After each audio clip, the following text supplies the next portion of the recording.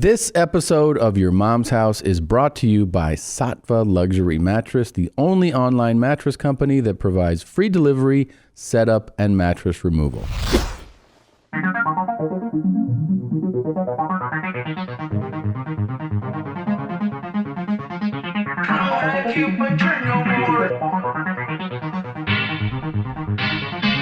Those shrinking needles, those shrinking needles, those shrinking needles, those shrinking needles. Kinda like you, but you're no more. Like you, but you're no more.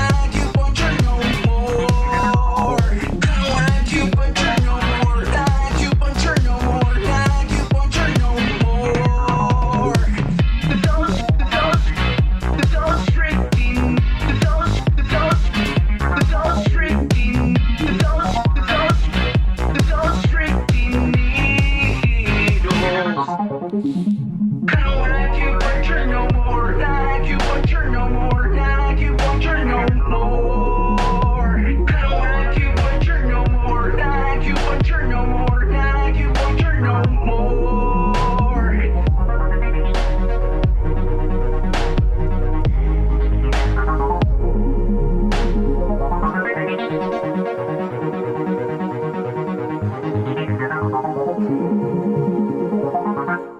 Yeah. Is that Grass Kingdom? Is that what it's called? Yeah. Grass Kingdom. Man, I listened to that 90 times in the last 24 hours. Yeah, it's pretty good, huh? On the way to school, I took my son Ellis to school today, and I started playing it for him, and then it would end, and I was like, you want to hear it again? And he'd go, yeah. All right, man, here we go again. Starting them young. Starting him young. Put it on again? Yeah. You go, okay. Crank that shit. He was sitting there like, got it in his head. So thanks, dude. I really dig it. Yeah, so we have a crazy schedule right now with the tour that I'm on. Christina's doing dates. We've had multiple guests in here. We've been banking episodes just to try to make it through this crazy schedule. So the only way to do it is kind of the way we've been doing it. And therefore, yeah. Welcome to your mom's house with Tom Segura, and Christina Pajitsky. welcome to your mom's house.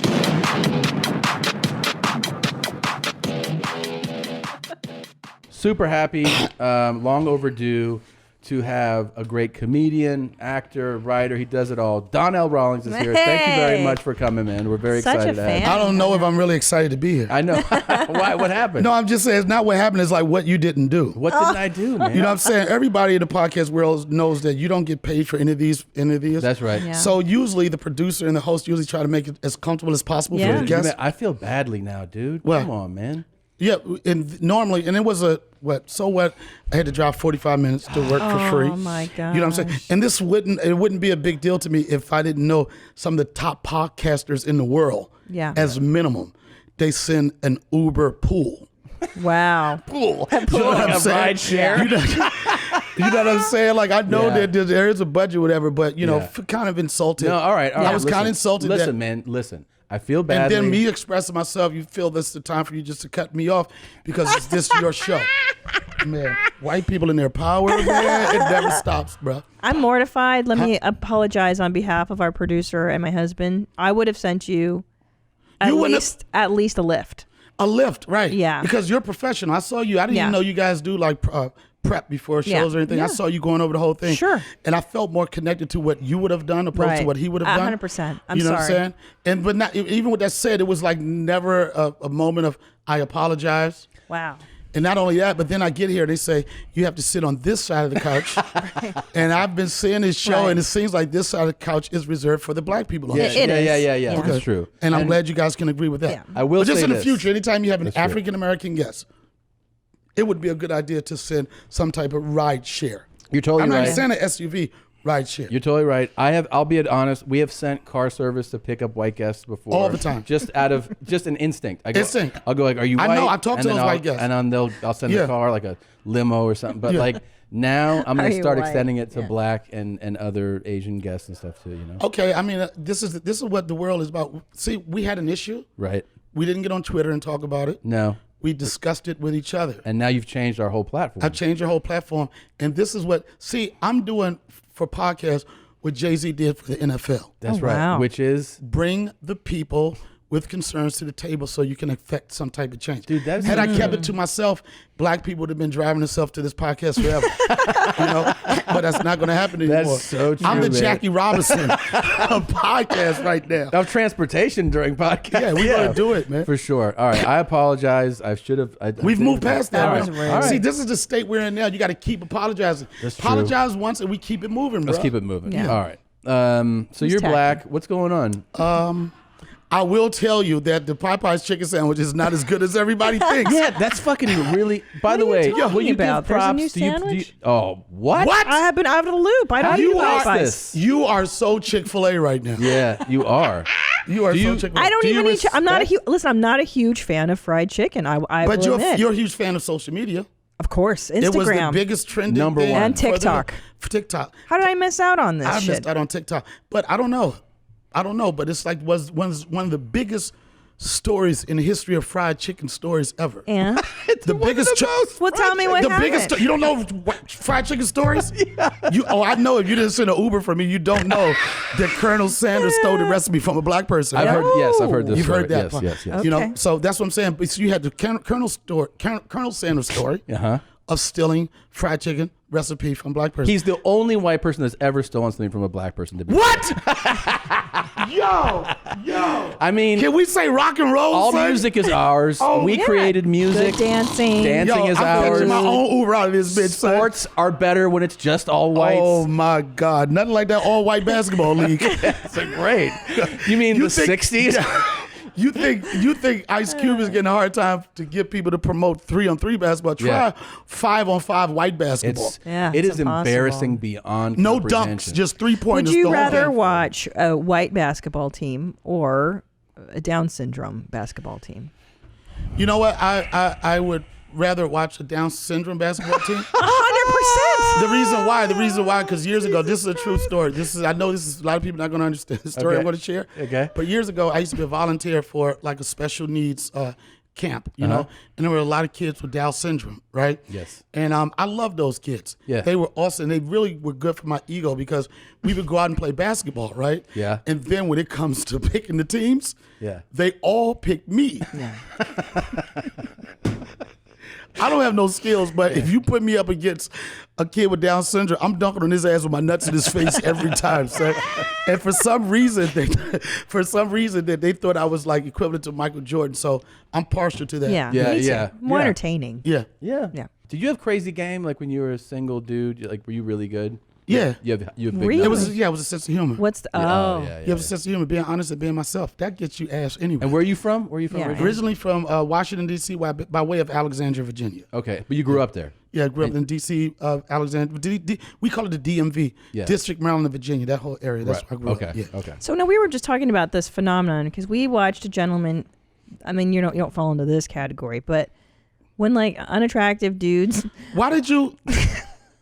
Yeah. I'm just saying, No, that was so personality smooth. personality goes a long way. So you're saying that you were just yourself and you were funny and like for instance, Yeah, personality. to court me, what would you do? Personality would get you in the door conversation. Let's but talk. the penis is what really would bring it Really? home. Right. Yeah.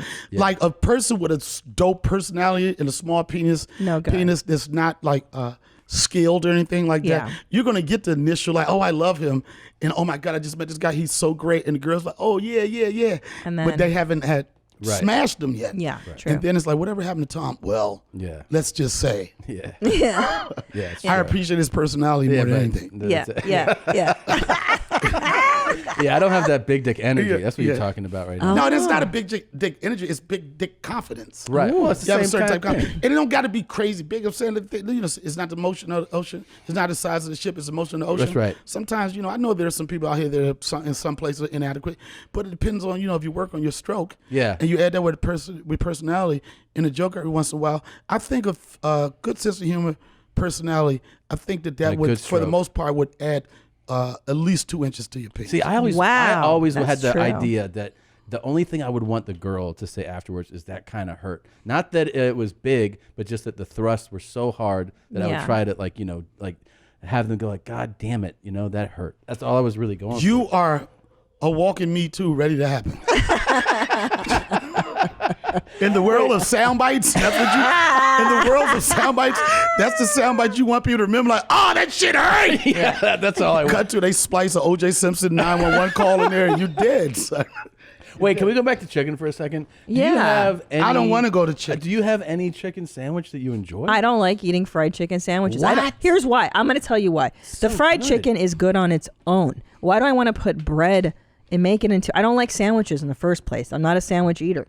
All right. I don't like it. I You know don't- I like Bojangles. So now I'm on the road. I'll get some Bojangles. That's Now a that chicken. sounds very racist. Why? Bojangles. The name of it, It sound does like, sound old-timey, Yeah, it's yeah. Bojangles. Bojangles is also What's very. that guitar thing that what's that banjo? thing? Yeah, you Yeah, feel like I like chicken and you like a two. We gonna get a 1, 2, 2. I don't like But It does sound Bojangles. racist. Just Bojangles sound like this. You likes my chicken too? I don't like Here's the Bojangles. I don't like Let's go Bojangles. get it. Bojangles. Bojangles, you just feel like you're gonna be like this. Bojangles is really popular in actually really racist places. Oh, 100%. Yeah. For sure. Yeah. Carolinas, All the Georgia. Bojangles. And it's the way it's the way they greet you like welcome to Bojangles. Yeah, yeah. That tone is very racist. Yeah. And Some people can eat past the racism, like Yeah. he didn't really mean that. Yeah. It was the way he was raised. yeah, Yeah. but now you're like, nah. I But can what's feel on? it. Did they put a pickle on it? I know Chick-fil-A, they do a pickle, and that's why Bojangles. everybody has a big hard on for the Chick-fil-A sandwich. Yeah, but the It's thing a is, fucking pickle. Who cares? But Popeyes, they just ripped the whole idea of the Chick-fil-A sandwich, even the packaging of it. It's Really? in like aluminum foil thing. Yeah. They got the pickles, and I've went to different neighborhoods and everything, and like what I've heard that separates Chick-fil-A from Popeyes is Popeyes does not have a motherfucking Polynesian sauce. Oh, right. And nobody even know what the fuck a Polynesian sauce is. No. But it just sounds so like so fly. It's so sophisticated. Yeah, it's like this. Can I have a Chick-fil-A, extra pickle, and can you give me extra Polynesian sauce? Fancy. It makes your jaw just relax for some reason. You're totally right. Yeah. Yeah. Now, do you respect the Wendy's chicken sandwich at all? No, not really. Really? They're gonna come back. Yeah. They're gonna come back. But they'll do only way they're gonna win now. What Wendy's will have to do is come back with a chicken sandwich and then have a Kool-Aid shake, Yeah. Oh. like a grape Kool-Aid shake, and they would kill the hood. Yeah. Wow. Yeah, you're right. Yeah. Man, you Yeah. shouldn't even give these away for free. It's a good idea. We just did. I've always given away my ideas. And there's always you white people that sit back and buy all the domains and everything. Yeah, yeah. Yeah. Kool-Aid.com is going to be bought by the time we get off this For shit. sure. Here's the thing, man. You were on, one of the most legendary, iconic shows, and it was crazy because I met you when the show was on, and I was like a brand new comic, and I was doing a show somewhere, like it might have been like near the UCLA campus, one of these just show. I forget. Someone throws it together. I was a newish comic, and I saw you in the hallway, and I was like, because I mean that show, people don't know if they weren't like around for it when it was on, even though it's not that long ago, but when it was 15 on, years almost. It's been a yeah, while. I guess that is a while, but I fucking that show was, you can't miss TV. It's hard to like think of an equivalent now because everything now is on demand and you stream and you record things, but when that show was on, we would like make it a point, like you Oh, yeah. cannot miss. But that was this. also, that was before the time of streaming. Yeah, exactly. That was when, like, if you think about it, when is the last time you had a show that people were like, okay, Wednesday, 10:30, I got to catch this show. I know. You know what I'm saying? Nowadays with all streaming sites, like they encourage you to binge stuff. People come out just like this, watch the whole entire season. Yeah, tonight. In one thing. But Yeah. that show, it was so dope because you had an opportunity to watch it when it came on. Then people would talk about it all week. all week. And then you would wonder if they would outdo it or if the show would outdo it or even just keep that consistency. Right. And every week it proved to get stronger and stronger It's and stronger. wild, dude. And the show is like, I said on that show, half-hour programming, all skits weren't home runs. Yeah. But there was always one that just, Yes. was the signature That's true. of that show. And then it's like when people say, well, that was so long ago. But that's just a test of how dope the show was because it still maintains relevance in pop culture. Oh, yeah. It still maintains relevance in comedy. And even though, and then this Comedy Central continues to play it. But the thing about it was just so much stuff like sound bites. It was so many things, and like the skits, the Black Bush sketch, Space Wars and all that. It was so ahead of its time. And even today, when something happens in pop culture right now, you could see a Chappelle Show meme that may punctuate laughter. The Charlie Murphy laugh. Yeah. I'm not on your Wrong. team. Yeah, and it was just one of those things. And I even, when I go places, people are like, it's so weird because the show was so big and so huge and such a part of history, you can't follow it. Yeah. So in some people's eyes, my career has been, oh, he fell off since Chappelle Show. No, how many fucking Chappelle shows are there? Exactly. That's a good You know what I'm point. saying? It's Yeah. like, oh yeah, ever since the Chappelle Show. No, bro, I've stayed relevant. Yeah. I stay funny, but you don't get a show like The Wire, but every 20, 30 years. For sure. You don't get a show like the Richard Pryor Show every 10 or 15 years. You don't get a show like the Flip Wilson Show. These are not normal Oh, it's shows. it's a record-breaking It's show, record. man. And then it was one of those shows like, for me, people say, so, you know, how was it? I was like, so what was your big break? I think that I was already chipping away at it, and my stuff was on different platforms. But the Chappelle Show was one of the first things I've done where everybody watched the show. Yeah. So everybody got to see what I did. You know what I mean? Before that, the BET audience, they got to see what I Right. did. I was a regular on the Ricky Lake Show as an expert on failed relationships. Really? Yeah, I I was didn't know on that. I was on a panel like years ago. It's like the last 2 years of Ricky Lake, where they were like doing similar to what the View did. Yeah. They had a gay guy on the show. They had me. They had a real hood girl. They had a professional, and then they were just trying to get different perspectives on topics. And I was the one that just started shit. Yeah. You know, it was like- by the way, I could see you fucking doing that. But it was so easy on the Ricky Lake Show. Yeah. It was so easy. Like we would have a slow break, and in between the producer would come up and be like, Donnell, this segment sucks. What are you gonna do? What are you gonna do to amp them up? And I wouldn't tell them. He was like, okay, we'll trust you. And for her audience, all I had to do was say, it's because women need to get in the kitchen and make sandwiches and shut up. Ooh, go Ricky, you know. Yeah. But the Chappelle Show was like, for some reason, Chappelle Show appealed to so many people. It's like, it had the people that follow me from The Wire. It had the people that follow me from people that were fans of me on a serious acting. They all came to one place. And What they was saw it. that? Because obviously, like, you know, your comics, your friends, right before the. What was what like? Well, I'm saying like to embark on the journey, like the ride of doing the Chappelle Show. It's like, you know, you're doing it, right? Like Dave calls you, hey man, I'm doing this show, and you're Neil like, called me. So Neil calls you, and you're like, okay, cool. You think it's a job, right? You're like, it's fun, whatever. But I always thought it was going to be fire. And the reason did? why, because the reason why I didn't have a lot of opportunities to be on TV. Yeah. So I thought anything I was going to be on, it was going to be fire because I'm going to try to make this shit fire. Oh, you did? Okay. Yeah, to be quite honest, neither Dave or Neil had the confidence I had in the show as I had. Really? And the reason why is because before that, his name of his country is Pilot Boy Production. The reason that came about is because Dave had like 10 or 11 pilots that he shot that just didn't pop. Yeah. You know what I'm saying? Like, were they not? You don't know if it was just timing, it was funny, Sure, whatever. yeah. So it was a thing like, all right, here we go with this again.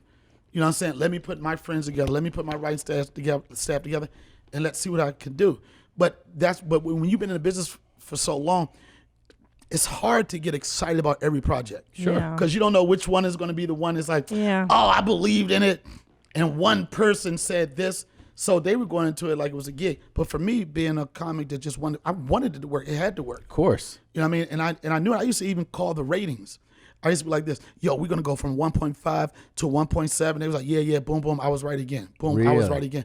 Boom, boom. Because I had the pulse of the streets. Yeah. You know what I'm saying? I was the streets. I was still living in the streets. I was still living in Brownsville, Brooklyn, one of the toughest places.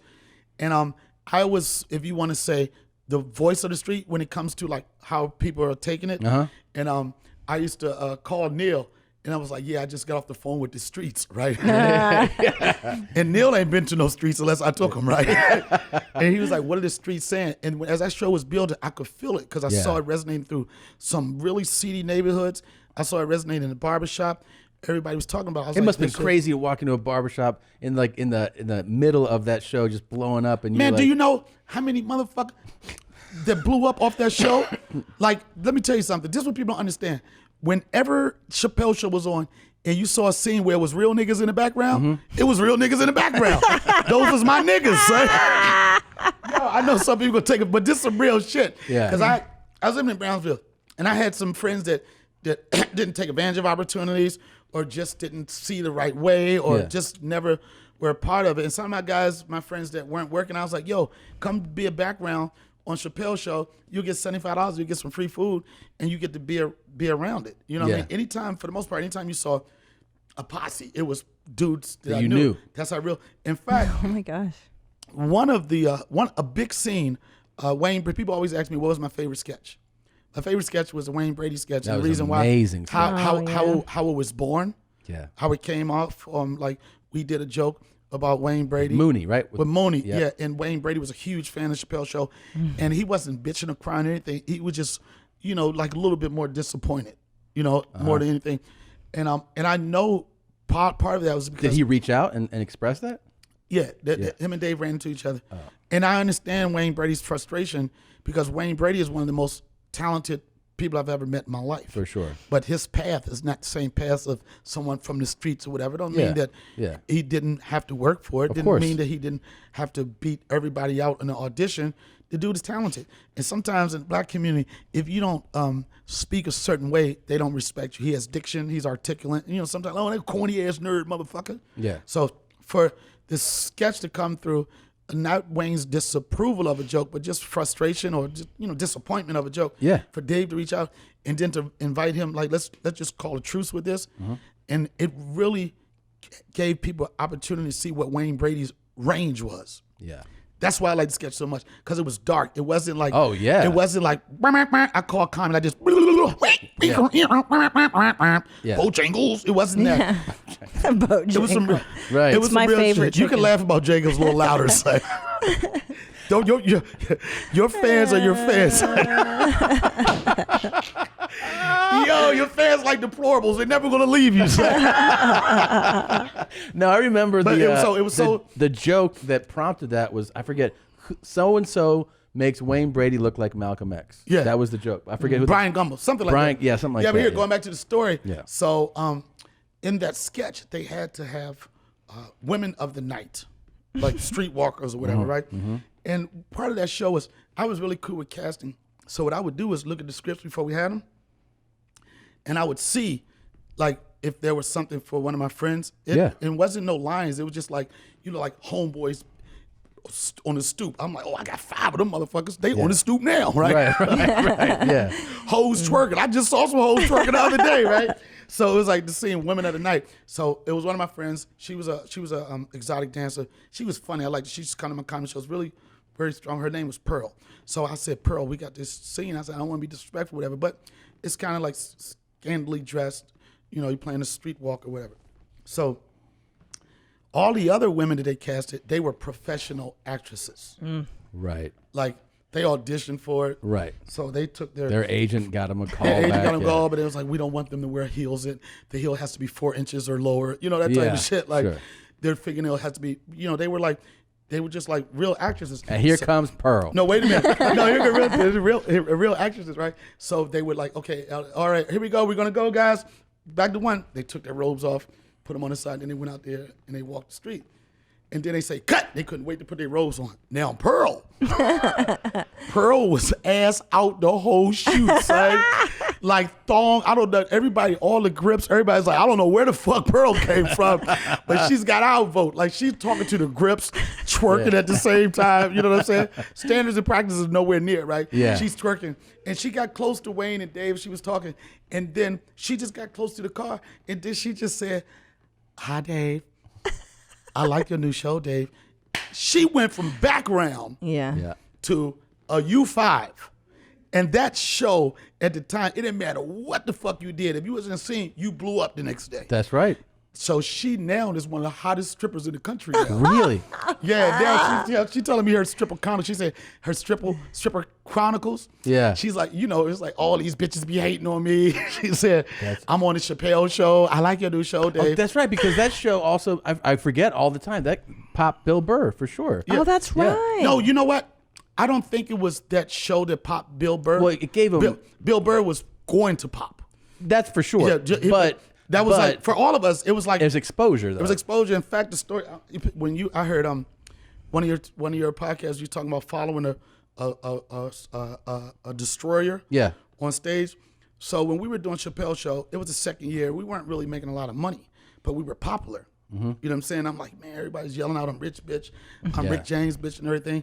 And like, we wasn't really making a lot of money. And at the time, Bill Burr was probably, at the time, $1,000 a week headliner. You know what I'm saying? And that's not saying that insulting. You know where he is No, I now know, or anything. I know. But we all go through that. Of course. But you knew whenever you saw Bill Burr perform, you knew this white boy about to blow. Yeah. All he had to do was position himself, and that's what he did. Yeah. So I said, we can't do this, man. We can't not have money, and we're so popular. So I said, man, we should do a tour, I'm Rich Bitch tour. So my manager reached out to he's a big time agent now. He reps Bill now. Berkowitz? Yeah. Yeah. So Berkowitz was a young agent at the time. So Sure. we basically just walked one of the dopest tour into his office. Yeah. Rich Bitch tour. We worked for a year. You, Charlie, and Bill. At the time, Charlie Murphy had never did stand up. Yep. As tough as you think Charlie Murphy is, I used to always fuck with him. I'm like, yeah, you tough. You motherfucking all these tough ass gangster roles, but you turn into a bitch when you get a microphone in front of your face. Oh, shit. And he didn't want to be no bitch no more. So finally he went, took him to This Is When Laugh Factory, went to New York. They tried to stint there, took him there to a black show. He went on stage for the first time. We got him up to 10 minutes. It was just, me and Charlie was the draw. But I knew Bill Burr was fire. So I was like, instead of just having me and Charlie as a draw, we don't know who's going to be the feature. Why don't we have somebody who was perfect? Bill Burr was on the show, and Bill Burr was an animal. Yeah. So it would be Charlie Murphy would go on and do 10, 15 minutes, and Bill Burr do 20 to 25, 20 to 30. And you know what Bill Burr does to a stage. When I tell people talking about how you get stronger, try being on the road with Bill Burr for a year. Yeah. Following that. You have no days off. Yeah. Anytime if I would have had even close to a mediocre set, the comment cards would come in. The show was good, but I like the white boy. Yeah. You know what I'm saying? That's the reason why I can't work in hilarities right now, because I had a bad set behind Bill in hilarities. Yo, that'd be the realest shit I ever wrote. I'm like, why don't they like me? No, it's not that they don't like you, Donnell. They prefer Chick-fil-A sandwiches over Popeyes chicken. And I'd never work hilarities again. But every night it forced me. Monster. He's a monster. Yeah. Every night. And then I'm telling you, Bill, Charlie, boom, Bill, whop. And then right when you're like, oh, I'm going, and every night I had to come in and fire it up. Yeah. You know? Yeah. So Yeah, no. I remember I actually when Charlie had just started doing stand-up like a year, I won a contest to host a show, to host the Real Men of Comedy tour. So it was him and Joe you Rogan. couldn't do that tour now. No. That would be anything now. The Real Men economy would have dicks nowadays. Yeah. I mean vaginas. I'm so confused, son. I'm sorry. What? There is no thing as gender, Donnell. I don't know what a real man is anymore. No men and no women. We're you- non-binary. Real now. men have titties now, son. That's true. I'm old school, son. I'm sorry. You and I, because we were on the Oddball tour, and we both we have two children, non-specific gendered children I that have were one. born around. Well, at the time, You I'm have saying two, yeah. I have two now. But our older non-gender children were born around the same time. Oh, I know his gender. Oh, you do? Yeah. Oh, okay. He doesn't have a right to choose right now. Okay. No. I mean, two. He can choose when he starts to pay rent. But do you Yeah. ask him? But do you ask him every morning what do you feel your gender is? You're supposed to I'm not- ask. No, I ain't gonna fucking ask that shit. You ask if you I'm can gonna- change diapers when there was diaper What? time? Consent. Did You you have to get ask consent for diaper consent. changes? I changed his diaper. You didn't ask You for didn't consent? ask. Man, fuck all that shit, son. I'm not with that shit, son. I mean, I understand that we're in a Wow. tough. I know we're in a tough Jeez. place right now. This shit, you know what I'm Wow. saying? Okay. You know what? Nowadays you can't even have proud moments of being a father that's raising a son nowadays. Right. I had a course. moment the other day. My son, we were watching the Nickelodeon channel, and a Barbie commercial came on. Right. And it was Barbie's Jeep or something. He was like, "Daddy, I like that." I was nervous. Yeah. Right. Right, I was like, but I didn't want to be too nervous because Right. you can't be too nervous. For sure. He was like, "Daddy, I like that commercial." I was like, I wanted to say, "What the fuck you like that commercial for?" But I couldn't say that. Right. So I said, Yeah. "What is it that you like about that commercial?" You know what I'm saying? My parenting is a whole Yeah. different schedule, Yeah. different deal. Now, I said, what do you like about the commercial? He said, I like that Jeep. And I'm like, oh, it's pink, right? Yeah. I'm like, what are you doing? He said, I like that because I want to buy that Jeep for mommy. There you go. And then I said, why? He said, because it's Barbie, and Barbies are for girls. Good. No, it's not good. I had to make sure there wasn't any surveillance, no devices, or if this was the setup. Right. And I was like, and he said, but Barbies are for girls. And I said, fuck. You goddamn right it is, son. I grew up with Ken fuck Barbie. Ken didn't fuck Tony. Yes. Right. You know what I'm saying? Yeah. And I'm open for a lot of things, whatever. But my son being gay is going to be like, it'll be harder for him to be a Green Beret than to be gay in my house.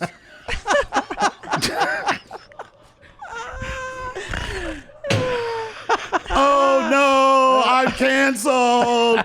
Oh no, how could you say that, Donnell? So you mean you want your son to grow up to fuck pussy? No, stop it. What does the world come to? Dude, it's funny that like even. I feel And I'm like- not I'm not bashing or anything. No, I know. I'm not bashing anything, but you can't take away the feeling a man has about raising his son to be what he thinks that's supposed to be. Right. Things may happen where it change, it might alter, and some stuff like that. And it's not going to stop you from loving your kid. Of course But I'm not. saying, but what you thought, and the way you thought that is because where you grew up. But now the way things are changing, the thought process is totally different. Things are way more acceptable, and it's rightfully so. They're way more acceptable. I have an older brother that's gay, right? And it's my half brother on my father's side. I hate to say that because I love him, just like we're same mom, same dad. But like for years I never knew he was gay. I just thought he liked. He saw something around all the way. I was like, oh, he got bitches. Yeah. You know what I'm saying? He It likes was- Barbie. Yeah, he did. But I didn't know that. I just thought that that was his trick to get the girls over. You know what I'm Yeah, saying? yeah, You yeah. want to get some young pussy, get a Barbie doll. No,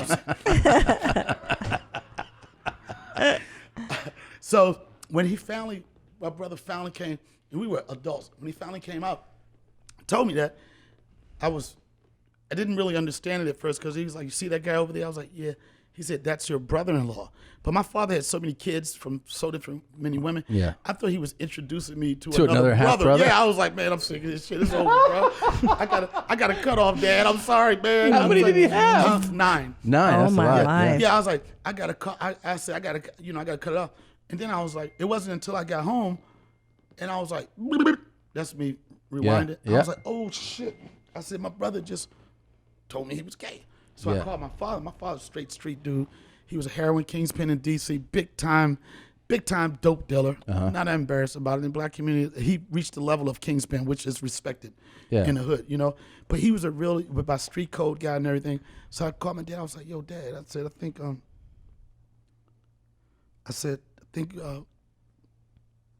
I just found out my brother was gay. And my father said, yeah, man. He said, I knew what he was up to. Like Really? it's being up to something, Like, right? yeah. He said, I knew what he was up to.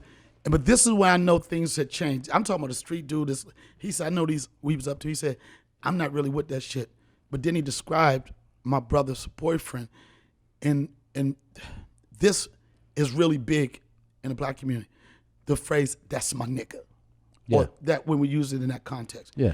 And my father never heard him say this about too many people. Some notorious gang. He said, I know he's up to, but he said, I'm not going to say the name, whatever. But he said, he's a good nigga. He's a good dude. You know what I'm saying? About the boyfriend. About the boyfriend. So that was big to you. To That hear. was big to me Yeah. because that just shows how we've evolved Yeah. in our thoughts. And not the fact what my brother connected to sexually or anything like Yeah. that. Bottom line is he a good person? Right. Is he a good person? And is he a good person to my son? And that's when I know things have changed. And as much as the LBGT community and everything, they complain about a lot of things and everything, but the where they're going in rapid speed. Rapid speed. They've affected change in a faster way than almost anybody in the civil rights movement have done. You think the movement is just That's- faster? Oh, way faster. You know, a black person does something fucked up. The black community is like, oh my God, he just set us back 400 years. The gay community, if somebody do something fucked up, oh my God, he just set us back 48 hours. Right. I mean, before we get a new representative, before we get a new dun-da-da-da, Yeah. or before we get a new something to be upset about. Yeah, yeah. And at the end of the day, here's it. It doesn't matter, gay, whatever. It's like you have good people and you have bad people on any spectrum. You know what I'm saying? It's good or bad, and Yeah. you judge people on their character, and that's it. Yeah. Who gives a fuck? Yeah, that's true. That's true. I want to show you some TikToks real quick. Are you on TikTok? Now this is when I feel old. Why? Because everybody's telling me about TikTok. Okay, so it's just It's an app really that's good. popping right now, and we collect some of the popular ones, and you can just weigh in on Sorry, what not you we. think. I Well, yeah, curate. you curate. My husband doesn't. But I'm approve. saying you know the ones that are really slamming. Yes, and I then- know the All right, good so here we ones. go. Yeah. They'll be And on this- whatever you do, always give the wife the credit. I know. You are the I can't fucking- And if you believe- don't, she knew how to. She said, I found the TikTok. I found it. That's I. true. This is That's my true. function on the show. All right, let's see what How we you gonna find take here. that from Sorry, man. you don't even like TikTok. Let's move on, I'm people. gonna put it out there. Yes, I am a recovering anorexic.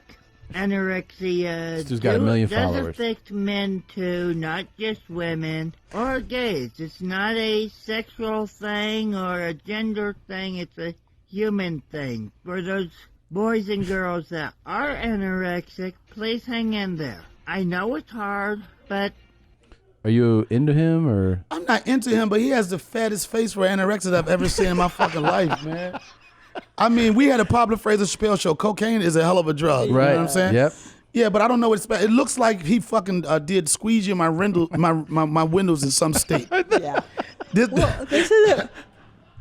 This isn't one this of the motherfucker strongest look like he ones. makes his own drugs. That he does. He does look When like you that. look like this, Hello, you- everybody. okay. Mayday. I'm in trouble. I'm going down. My ship going down. That's a good Help one. me. Anybody help me. My ship went down. Tell my family I love you all.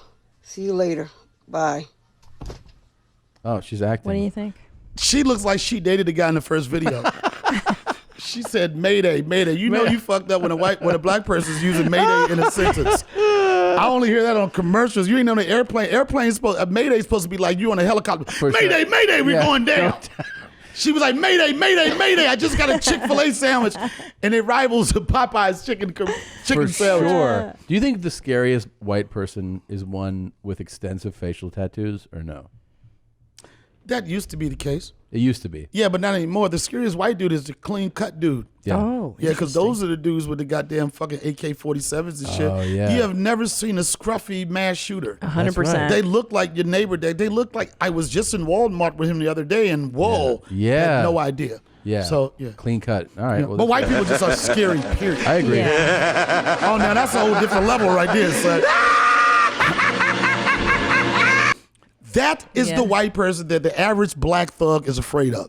Right? Really? You ain't started. That white person, any white person, that white guy, any Russian dude. Black people scared of Russians. too. Russians too. Russians Everybody really? Is. Yeah. They just feel like Gang- It's just that voice. It's just something about it just scares Terrifying. you. Yeah. Here comes the next dead dumb bitch. Is that your hand on my boyfriend? she's pretty big. Wait. Guarantee you. I know this is really racist. Yeah. Tell me. She has interracial kids. You think- I guarantee you, if she drives a Honda Accord. And the reason why I said it, because Theo Vaughn always tells me every white chick he knew that fucked black guys drove a Honda Accord. yeah, I believe that. Yeah. Hondas. She looks like she drive a Honda Accord. Her And- boyfriend takes the car in the morning. You know what I'm saying? Yeah. And he comes back, the tank is on empty, and his blunt shavings all in the back seat. I guarantee you. What do you that's think of those- Fucking, that's fucking a home run in South Dakota. Yeah, Yeah. for sure. What do you Yeah. think of those boobs? I mean, Yeah. just you see them, but then you got It's to a deal lot. with what comes under it. Yeah. Yeah, there's It's a lot. There's a lot. different smells. It's like If I sandwiches see left you over. in the street, Oh. you are done. This is a whole lane of what's it called? They're called littles. People that like to pretend to be Right. infants. Right. It's really upsetting. Okay. I don't need your opinion. Do what I And then it's bad. Like they try to. They They're don't supposed to like lip-sync. lip sync Yeah. correctly. Cute. Yeah. It's just upsetting. I don't Yeah. know. I just wanted to get it out of my system. It's Honda Accord again. Can I pick the ones you're picking the worst ones? in I'm my pretty order. sure she drives I a mean, Honda Accord. All right. No. Oh, that's the having my lunch. Yeah. You want to? All right. today is National Chicken Wings So Day. wait. Can we? I know I'm And not I'm in control of doing the a show. Can we video- stop it? Yeah. Can we stop for a second? Sure. Sure. We're gonna do another fried chicken story. No, I'm just saying that was in production. That was in the meeting. Right. Yeah. Nobody scrambled like get more chicken stories. I don't want to go past it. So can we at least grill the chicken? Those look like Atlanta's lemon pepper chicken wings, bro. You like? They look good. You like some kick in your chicken? I like lemon pepper chicken wings. Me too. Lemon pepper anything's great. What about lemon garlic?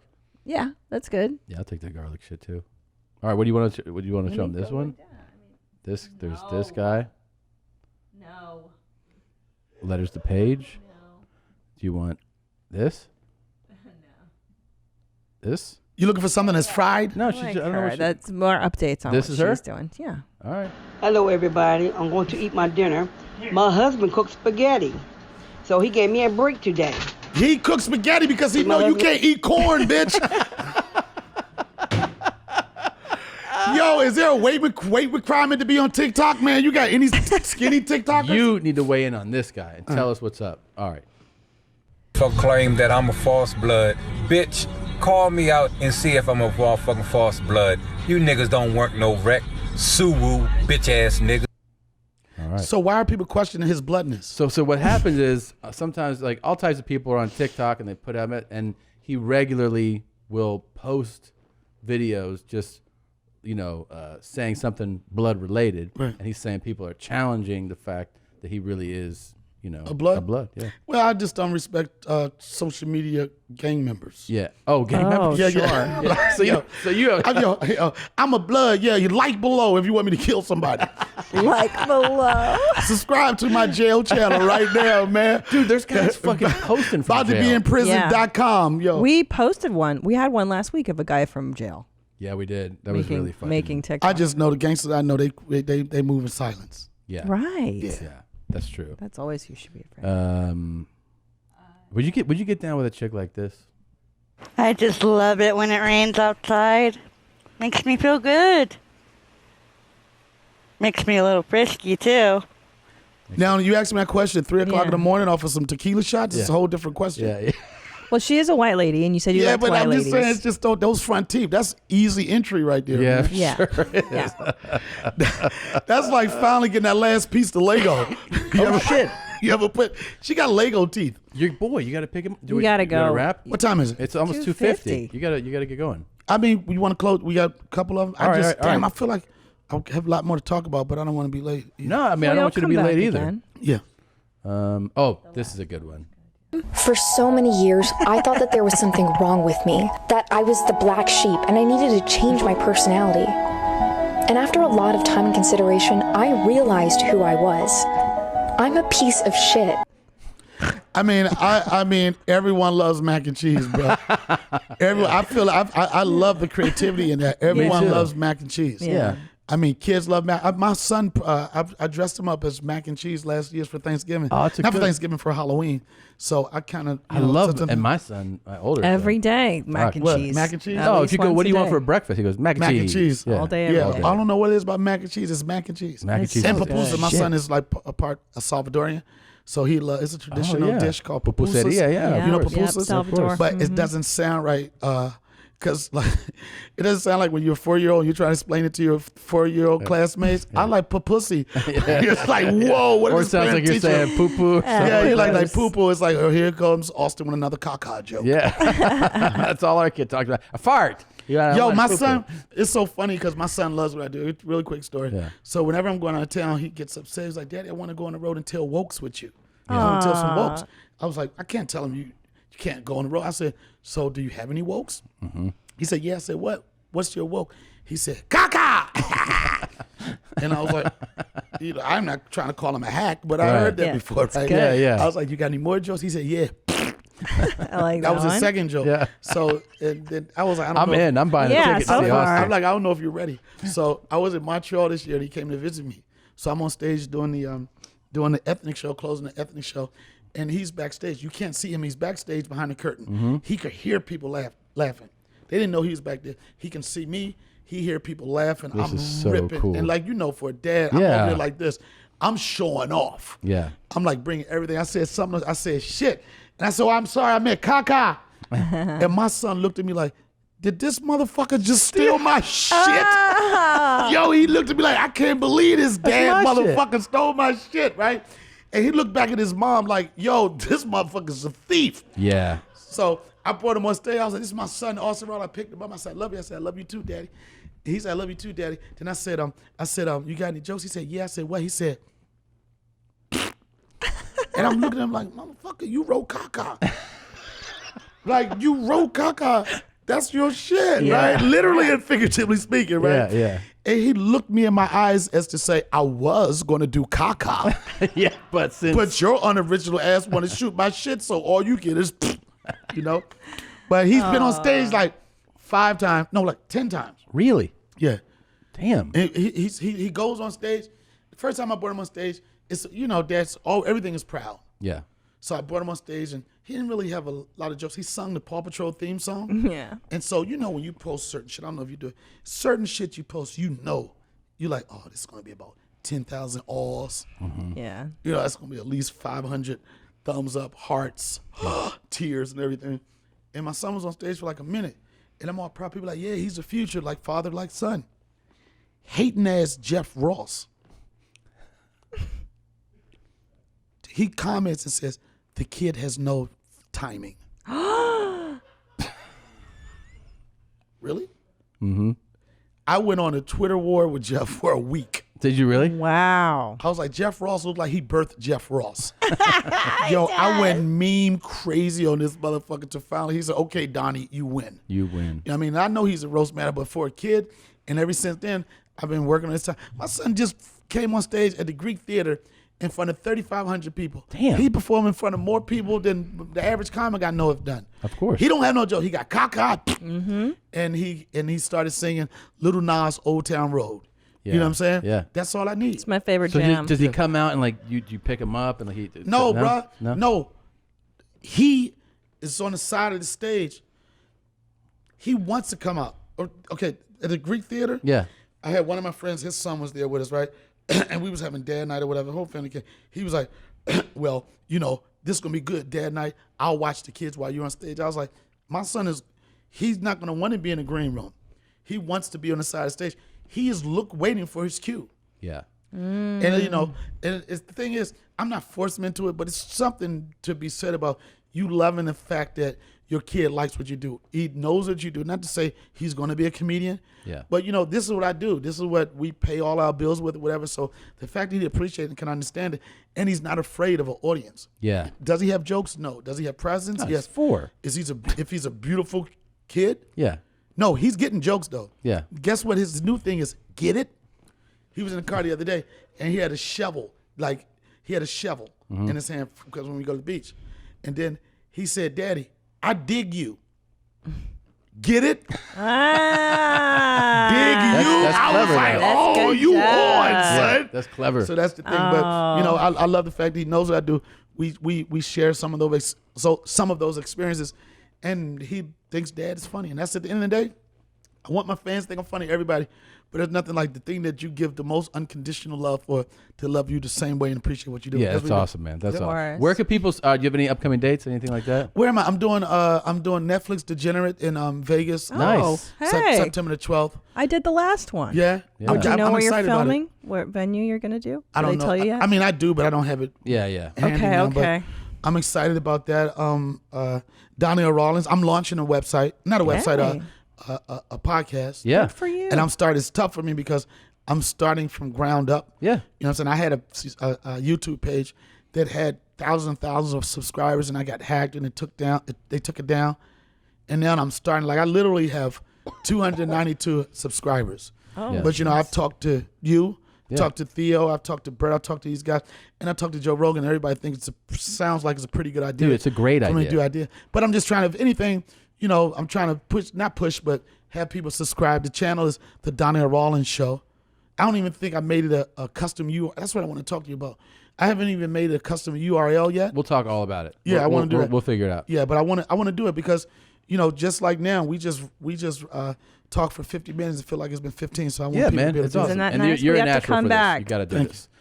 And I hate the fact that they have a picture of you at Stand Up Live in Phoenix. You hate it? Yeah. Why? Because it's like you a creep, bruh. In that picture? Yeah, in the corner and shit, man. I didn't notice it for like an hour, and I was like, "Oh shit, this motherfucker's all in my face." Kinda lurking. And it looked like you were saying, "Donnell, I have a chicken sandwich for you." But appreciate it. All right, he's the best. Check him out. Subscribe on YouTube, The Donnell Rawlings Show. The Donnell Rawlings Show. The Donnell Rawlings Show. Check it out. Thanks for coming. Thanks for having me. Thank you, the Donnell. Uber's waiting. It's right outside. Fuck you and your car share. Okay, big news, exciting announcement. November 7th, I have added a late show at the Beacon Theater in New York City. That is also referred to as Manhattan. And I will be there for 2 shows on November 7th. Very excited. What else is going on this week? You'll probably try to get tickets to the late show in Durham on Saturday at the Durham Performing Arts Center. Early show is sold out. Very excited. Very thankful for that. A few tickets left in San Jose on the 18th. And very few left for Los Angeles, September 20th. And very many tickets available September 22nd in Santa Barbara. So that's a thing. And then I'm off to El Paso, Tucson, Phoenix, and Denver. The late show in Denver has few tickets left. After that, Des Moines, Lincoln, Sioux City, Minneapolis, and Fargo. Then I go on my European tour. Those are all at tomsegura.com/tour. Also want to point out Ben Salem, November 8th, also has an added show. And the 4th show in Austin has some tickets you can try to get. Also a second show in Columbus and Grand Rapids. Those are in December. You can get tickets now at tomsegura.com/tour. Thank you very much, everyone supporting the tour. Christina P. is on the road. She'll be at Flappers in Burbank September 12th. She will be in Las Vegas for that festival September 22nd, performing with Billie Eilish. She's let me know that many times. She'll also be in Zanies in Nashville. That is October 3 through 5. October 17th in Irvine, California. And then scroll. I can't see. November 22nd, Seattle. She's doing the Neptune. And the next day, she's doing the Aladdin in Portland, Oregon. That's ChristinaPOnline.com. Get tickets to see her. And that's it, I believe. Thank you guys very much. Enjoy the rest of your show or your day or your life. All right, we're super excited. We're thrilled to welcome our next guest, who is a best-selling author, an influencer to millions, a speaker, a real estate mogul, tens of millions. It's Grant Cardone. Thank you very much for coming it's so here good today. to be here, man. Big applause. Big applause, dude. I'm so excited. You know, normally we have comedians, we have musicians, we have actors that sit in here and we talk and we goof around. But I think of people like you as I think you're like a drug, like a human drug, because I love. What drug would I be? Well, Ecstasy. You're a good man, let's touch. because I feel like positive people are contagious. Yeah. And I feel like enthusiastic people are contagious. It's the kind of people I don't you think wanna I'm be either around. one of those, by the way. I think you're definitely that, 'cause positive energy. I am way. definitely not a positive person. Well, you might not think of yourself as like Definitely not. No, but I think the energy you put off is positive in that it's like do something. The Get message shit is going. positive. Oh, yeah. You know what I mean? Yeah, It doesn't mean that I'm not you're a like, very positive person, though, just so you guys know. Okay. Let's just get honest. Okay, yeah. I like somebody said, you know, Ryan Secco, that my pilot, right? Uh-huh. He's like, man, you're a positive person. I said, no, dude, I'm not positive. So what motivates How would you describe yourself? I get things done. Okay. Like that's what I do. Like I don't care what it takes. If I got to get grumpy to get there, if I gotta, I'm really, you know, like I'm not very positive. I don't really believe in positive outcomes. Like I think that the world is tough, yeah, and hard, and that things don't go well. You know, when we were talking about comedy before we started here, I was like, man, I bombed out. I know how hard it is when I'm walking through your hallway. Unbelievable what you guys have done, the tens of years. How many years you been doing this? We've been doing podcast 10 years, been doing stand-up 17, 18 Dude, years. it's crazy. Like nobody has any idea what it takes to make it. Yeah. And so that's really my message. Like you can, and it's worth it. Success is like way better than failing. I've done both. Yeah. And success is easier than failing. Right. And I like that you say that that it's simple. Because failing is fucking hard. Yeah. Success is simple, right? Keep Success it simple. is simple, and it's easier than failing, because failing takes tremendous creativity. That's why so many comedians, so many brilliant comedians, had so much failure before, because they can relate to an audience, right? And it really, it's just tough, man. But failing's tough. Yeah. How do I pay my bills? How do I skip? How do I look people in the face when I'm late on my rent? I was late on my rent for 2 months out of 3 months for 2 years. Really? On $275 a month. Oh my gosh. $275 is nothing. Because I love also everybody loves $275. That's, yeah. Everybody loves hearing, especially when you see somebody who is really successful. And people imagine, they're like, oh, your shit's, your life's easy now. You're a millionaire. You got it. But it's like you came from some bullshit background. Like you were what, hooked on? Were you on drugs? But really, I started out good. I don't have a Kanye background. Not a Kanye, but I'm saying that I had you've a good been dad, to the bottom. a good mom. I don't have the excuses that some of these inner city kids have. Right. My dad though died when I was 10, and so when you're got a tremendous amount of energy at 10 years old, and the guiding light kind of goes away. The dad, I just went bad. I just went fucking. I grew up middle class and went into poverty. Mm-hmm. So I had less money when I was 25 than when I was 10 years old. I had more money. My net worth at 10 was like 100 times higher than it was at 25. So, and then I ended up with a drug problem from 16 to 25. I was using drugs every day. What was your drug of choice? Whatever drug you had. Really? What you got? Everything. What you want? What you got the most of? So you're wired to be kind of this addictive personality, and yeah, definitely. I definitely have this addictive. I think it's a gift. Yeah, absolutely. Especially if you can channel it into something. Yeah. What you're doing, productive. I wouldn't say positive, so let's say productive. Yeah. So yeah, if you can. Yeah, because the positive thing, like, what is it anyway? Right. Well, like, it's nobody really trusts manufactured. it. It totally is. Right, because you can't be positive every day. There are mornings you wake up. There are mornings we wake up, and your fucking dog dies. And guess what? You got to go entertain how many people that night. You know what I mean? You have to do it no matter what. It don't matter. You know, and I got, I hear these guys in my space, in this motivational, quote unquote, educational space. They're going to be like, okay, I do an ice plunge. Yeah. All right, well, fuck, dude. Like, I'm doing a business deal. I don't have time for an ice plunge. Okay? Like, these gimmicks are so much bullshit. Yeah. I'm going to go walk on 10 feet of coal. Okay, well, I'm getting ready to work a deal. I'm on the phone walking in here trying to do a deal right now. I don't have time. My dog died. Me and my wife are having an issue this morning, and I'm like, okay, I need to change my condition, my state. So I'm going to walk on 10 feet of coal. That means I got to go, like, create a fire walk. Like, that's stupid. Like, how can I do that in the real world? And that's the thing about this motivational stuff that I think people know is a little bit Some people got charlatan. Some people got hurt on that fire walk last time. Look, I don't mind getting hurt if I can apply it in my real life. Right. Like, I don't mind getting hurt. Right. I don't mind paying the price for suffering, but I need things that I can use on Monday, Tuesday, Wednesday, Thursday, Friday, Saturday. Like the psychedelics. I know people are looking for psychedelics to somehow open them up to some genius. That's great, man. But when I need genius right in a deal. I'm trying to solve problems of life. I need money. Okay. I need solutions. I can't say, excuse me, world, hold on.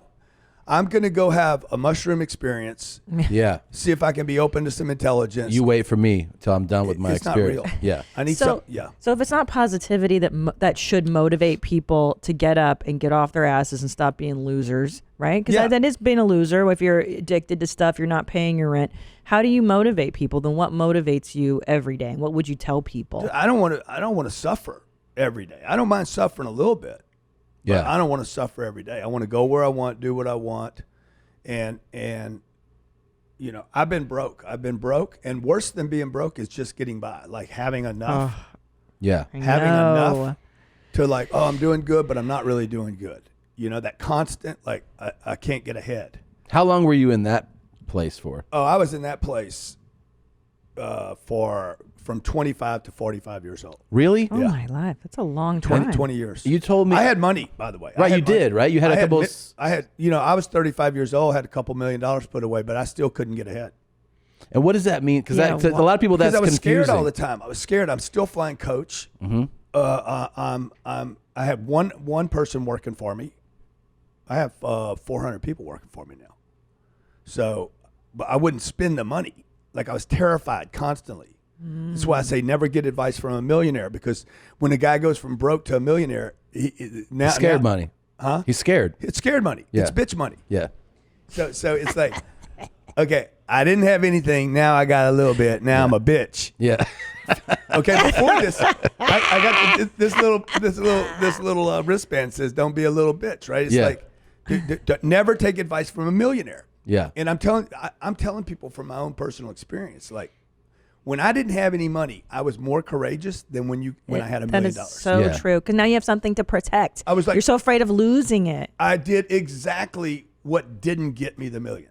Right. I started protecting. So how do you switch that? How do you get out of that? Out of Get fear. another $1 million. Get another $1 million. And then like, oh fuck, I'm still broke. Now I'm a double little bitch. Yeah. Right. Now I'm terrified. Right. So what am I doing now? I'm like, what do I do with my money? Oh, I'm going to start a retirement account and avoid the taxes on it. That was triple little bitch. Okay. Stupid. Fucking stupid. I should have been putting all that money in deals. Mm-hmm. But I wasn't. I should have been unloading constantly. But I was brought up, and this goes back to, hey, what makes you, what motivates you, or what, why, right? I had been trying to decodify. Like my dad worked his ass off, and when he died, he did good. My mom had to sell everything. And so I'm like, okay, that didn't work. But he was considered successful, the middle class successful, briefcase, good job, professional, people respected him, saved his money, had life insurance, house was paid for, everything by the book. And she was unloading stuff the next week because she was terrified. And so from the age of 10 to like 16, 17 years old, fuck, we were just scared, dude. Clipping coupons, buying everything on sale. Single mother, everywhere she goes, she knows they're going to rip her off. The plumber, the roofer, the car dealer, everybody's going to rip her off. Right. So she thought. And that's that conservative mentality. It's poverty consciousness. It's and the amount of energy it takes into clipping coupon. You see these TV shows, the extreme couponers. These people spend 8 hours a day clipping coupons, putting them in binders. You think, well, you could be using that energy to thinking of ways to generate more money. Totally. Versus like, oh, we got the scarcity. Yeah, save your money. Save for a rainy day. Yeah. Right. A penny saved is. Right, a penny earned. It's not. It's a fucking penny. Yeah. Right. It's a fucking penny. Yeah. I mean, it's a penny, dude. Yes. You won't even pick a penny up today. You ain't shit with a penny. Dude. 50 cent? Yeah. Come on, man. That's 50 pennies, motherfucker. You ain't shit. But see, I was raised in that we poverty. think he's broke. Yeah, I know. Oh no, I was raised in that poverty consciousness too, because my parents are from like a communist country, and my mother, we sat on the same couch for. My mother saved the couch I grew up on so that I could have it when I grew up. Oh. And like by the time it had gotten to me, it had already molded. The rain had destroyed it. She's it was like, in the this garage. is now yours. Yeah, and I'm like, bitch, I want to buy a new couch. Like, but I didn't learn to think like a successful until Tom, because his consciousness, his parents taught him how to think like a successful. Like you can produce more. Yeah. You don't have to hoard what you have. Yeah. And I really learned just by reading like Napoleon Hill and, guys like you, watching you and Dan Pena, who I think is one of the most successful. Dan Pena's full of shit. Are you fucking kidding? Hanging out with What? losers. Wasting your time with people that mean Correct. nothing to you. Okay. Show me your friends and I'll show you your future. That's one of your top It is. three pieces. Show me your friends and I'll show you your future. You want to know why you're all fucked up? Just look at the fucking bums you hang around with. Oh my God. Oh my God, dude. This is why you're fucking poor. This guy. He says he's I love a you, Dan. $50 billion guy or Yeah. something. Yeah. That's stupid. Yeah. Is it? He ain't that's dumb. You can't go around saying you got $50 billion. Like, You don't think he does? no. Wow. No.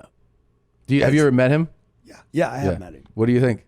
I'm just saying, like, you don't go around telling the world you're.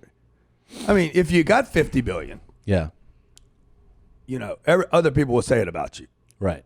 You know, so that's the first block. The problem I have. The first problem I have is, like, fuck, you ain't got $50 billion, dude. Period. Yeah, a Rolls Royce. It doesn't make you worth 50 billion. 50 billion is a fucking massive number. We're talking Bill Gates money now. Right. You know, right, we're talking extraordinary, unbelievable. Yeah, you're like a nation of wealth. Your country GDP. Yeah. You know, so you know, I just have a problem with liars. Like don't you know, I don't lie about my I got 6,000 apartments. It's worth $1.2 billion. I could blow it out for $1 billion today. Mm-hmm. You know, but that's not 50 billion. Right. 1 billion is not 50 billion. Right. 50 billion is 1 billion 50 times. Yeah. Wait, but which means you'd have to do something 5,000 more times just to accumulate that. Like it's extreme. So I don't mind a little exaggeration, but 50 billion, dude. Well, in Dan's defense, I think the $50 billion man that title is because he's, I think, helped other people earn that much money. I think that's it. I'm not sure that he claims. Yeah, I think he's claiming. But don't yell at me. Yeah. Okay. I don't want to be yelled. You don't Well, like this is that why approach. you're fucking poor. Well, I'll tell you why people are poor. People are poor because they're playing by a rule book that doesn't work, a playbook that doesn't work 100%. anymore. Yes, that's right. Wait, before we get even more into that, I want to get into the part where you said a moment ago that you have your million, you're scared, you're 2 million. Do you have an epiphany that takes you out of that, or is it a slow kind of roll? So 2010 was my epiphany. Really, that recently? Oh yeah. Okay. Yeah, 9 years ago, my whole life changed. Tell me. I had been doing like grinding out. I had, you know, I had 3 companies. I had my main company, my speaking business. That's why I know so much about the speaking world being such bullshit. Yeah. And the second business was a partnership, a consulting business that I just got a royalty on. That was a good deal for me. And the third one was the real estate. I was just starting to accumulate a little bit of real estate. Buying apartments and stuff. Yeah, okay. but not big. Okay. Like I had 600 units. That sounds like a lot. Yes. It did to me too. big. Yeah. Right. But 2010 came. Okay. The speaking business, ain't nobody paying for me to speak in 2010. Half the country was laid off. The second business, consulting business, nobody wants a consultant in 2010. So that business got cut. The real estate, I didn't lose any real estate, but the banks that I owed money to went down. So I'm watching Lehman collapse on TV. Everybody remembers the guy walking out of the thing with the boxes. We're in Hollywood. I'm living up there on Doheny on the other side of the hill. Wait, you're living here? Yeah, I lived in LA for 20 years. I had no idea. Yeah. So I'm watching the TV. I'm in Lionel Richie's old house. I'm overlooking everything sunset. Like, I got it made, right? Lionel Richie's house. Yeah, I think I'm the shit. Leonardo DiCaprio is my next door neighbor. Dr. Dre lives in front of me. I see Eminem driving down there every day, right? Like I'm in the best neighborhood in Los Angeles. Mm-hmm.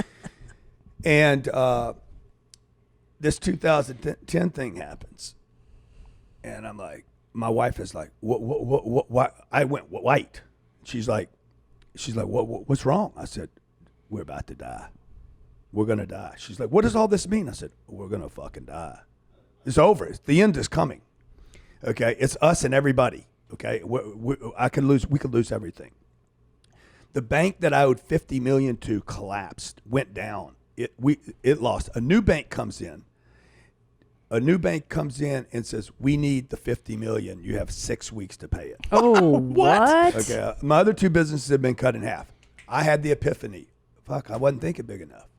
This is the problem with the middle class. Mm-hmm. When there's contractions, the people that pay the price are not the people in poverty.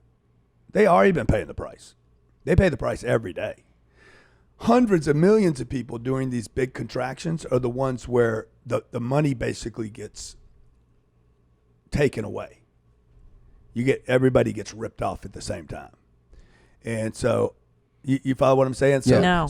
Well, what happens is anybody with wealth, whatever wealth is, right? The millionaires, the guys with 200 or 300 grand put away, the people that played by the rules and did all the right things. The middle is where all this money gets distributed. Exactly. To the wealthiest of the wealthy. I'm not talking about people now. I'm talking about companies. Okay, where the okay, guys, we gave everybody. Yeah, everybody's been enjoying the circus long enough now. Take everything. Yeah. And so I'm like, I'm playing the wrong game here. I'm playing the middle class game. Middle class never wins. They're just ignored in this country. Oh, you guys are doing so good. You're doing so good. It's so much bullshit, dude. It's the bitch class. It shouldn't be the middle class. It's the bitch class. Okay? It's a bunch of white people and black people that made it and start acting like they're white. And that buying houses, sending their kids off to fucking Harvard, all this bullshit. Yeah. Buying shit, borrowing money for colleges, buying houses, taking 30-year loans out for houses they don't need. What is your... putting money in retirement accounts for Wall Street. The only people that win in all this shit are the banks. The banks. So what's your people like? What's your philosophy then on retirement? So what I did then, we sold the house. Okay. I dumped the house. Moved all my businesses out of California. So we got to redo everything here. Okay. I'd been comfortable in LA. LA is like the this is a haven for just comfort. We're so good here. Okay. Nobody works here. They just complain. It is crazy when you see so many cars on the freeway at noon. You're like, aren't you fucking, does anyone have a job? What are you doing? Yeah. Oh, I'm writing a script in my mind. Right, yeah. A new joke I'm working on. Yeah, exactly. People here spend more time in their head. I'm Yeah. so glad to be out of this town. Yeah. Fucking town. Where do you live now? Miami. Okay. Oh, I love Miami. Yeah. I love it. She just had an orgasm. it's because she's thinking of all the Puerto I Ricans love- walking around. She loves Puerto those Ricans. Puerto Ricans. The with their chains. gold And My you wife see their does too. dongs. You like them with flopping. criminal records? Love them. Yeah. But I don't marry them. You know what I'm Yeah, saying? you I just marry sleep the with good 'em. one. Yeah, Yeah. yeah. There's You put 'em tons. in So your head many. while you're with Tom. No. Yeah. She's sitting there. yeah. Yep. Wait, Look at so her how fingers. much money is middle class? What Wait. do you call middle class? All right, but we're, all right, Yeah. Because we were just saying like what you did. You're like, I sold the house. I got to get the fuck out of here, right? Well, So yeah. you go to Miami? You go to Well, Florida? I started thinking, oh my God, I've been thinking wrong the whole time. 600 units isn't enough. I know everybody listening right now is saying, what are you talking about? Yeah. You're thinking too small. Guys, they can take it all away from you. Right. It can all be taken away from you. Like the middle class in America is not doing good. If you look at the middle class, but nobody hears about them in the news. Because What's the middle class? What's middle class income? Anybody that makes $40,000 to probably $250,000 a year. It's massive. If you work at Facebook in Silicon Valley and you make $250, you can't pay your bills. New York Not up there, you can't. New York City, $110,000 is poverty. Is the poverty line. That's in New York fucking City. It's bananas there, yeah. But nobody talks about this. You never hear the Republicans or the Democrats talk about it. They talk about minimum wage. Right. There's only like 4 to 6 million people on minimum wage in America. It's the median wage. The guy making $58,000 that lives in LA or $70,000 that lives in LA. You can't live in this town for $70,000. Your rent's $1,900. Yeah. Car payment's $300 plus the insurance. It's just impossible. And nobody's having that conversation. Yeah, because people. I hate, by the way, that one of the staples of just decency of people having conversations is like, don't talk about money or politics or religion. Yeah, but the politics or religion thing, I get that, but it's like people don't talk about money. Yeah. If someone's really successful like yourself, Can we take this picture down to this Yeah. It's kind of haunting. Dan, I love you, dude. People are like, someone's really successful. They're like, that's cool. Like, don't bring it up and don't talk to them about it. It's like, you don't want to talk to the person that's actually done really well and bring it up. And then a lot of times the successful person just doesn't want to talk about that. Like we were talking about. Because they don't want to get the hate. They're Yeah. like, okay, I'm not going to get the attention, so I'm going to close the curtains. Right. And when I was a kid, because my dad died, I was looking for somebody to like be an example. Like, who can be an example? Because, so the drug dealer was willing to be an example. Right. The kid down the street that wanted to destroy property, he wants to be an example. I just was looking for somebody to be an example. Yeah. I'd have gone for anything. Yeah. And I just wish somebody, Instagram and Facebook obviously weren't around then, because now Mayweather could be my example. Yeah. You know? Yeah. Just beds of money and hoes and right? Yeah. Yeah. That's not a good example either. So now you got so many examples now that you don't know what to believe in. And that's an issue as well. Right.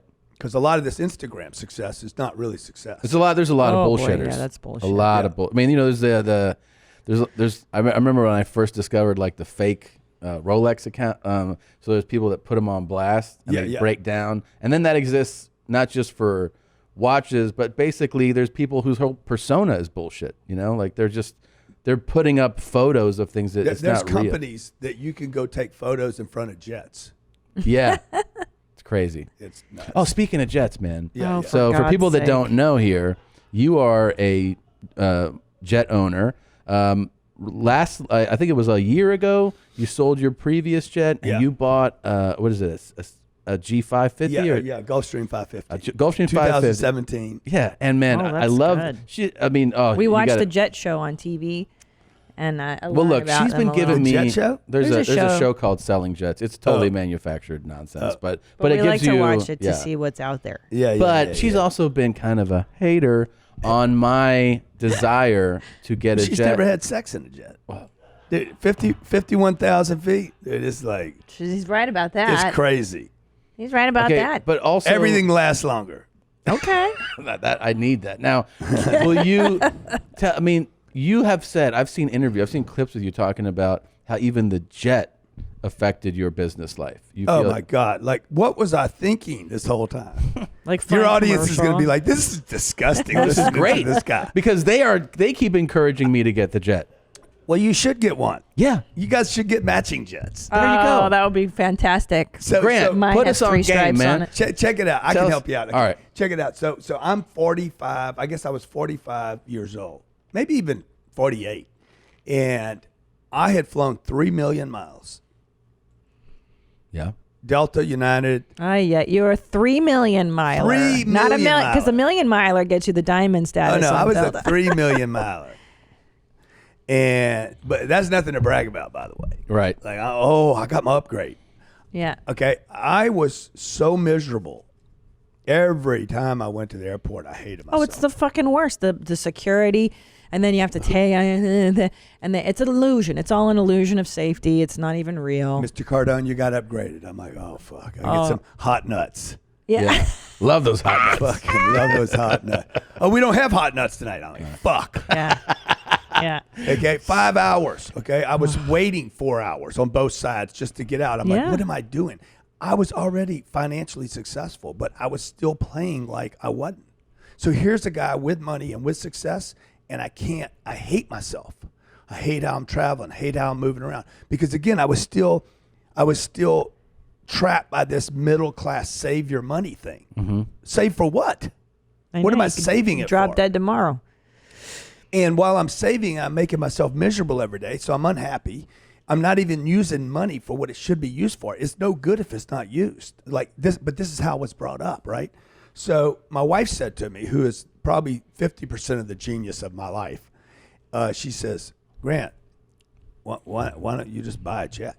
I'm like, that's fucking stupid, Elena. Mm-hmm. Like, do you know what it cost? Do you know what it takes to buy a jet? I can't even believe you say that. Like, come on, God damn it. Right? Right. She's an actress. So I'm kind of like, what the fuck? You reading a script right now? You know, it's stupid, man. It fucking takes money, right? But Yeah. I had never researched what it takes. I love the way you're talking, by the way. Why? Because it just feels good. I'd like to talk like this to her too. I know. I feel like this is how real people talk. Like, that's why I people. was so hostile about it because I'm like, I got to Yeah. go get the money to buy this jet. Yeah. And then next thing you know, the woman always works her way in to the brain, right? Yeah. Of course. And I'm like, puppeteering. yeah, I wonder what it takes. And I started researching, right? And we bought a Gulfstream 200, which is a really ugly jet. Uh-huh. But I was so happy when I bought that jet. I'm sure you were. Yeah, but we save paid for that. time. I paid for that jet in 6 months. Wow. How? You It just was buy $8 deals? million. Okay. Bigger deals. Everything got bigger. Everything got bigger. Everything got faster. I could go. I did 5 cities in one day. In one day, I visited 5 customers in 5 cities in 3 states. I'm like, fuck, this is going to be sick. Yeah.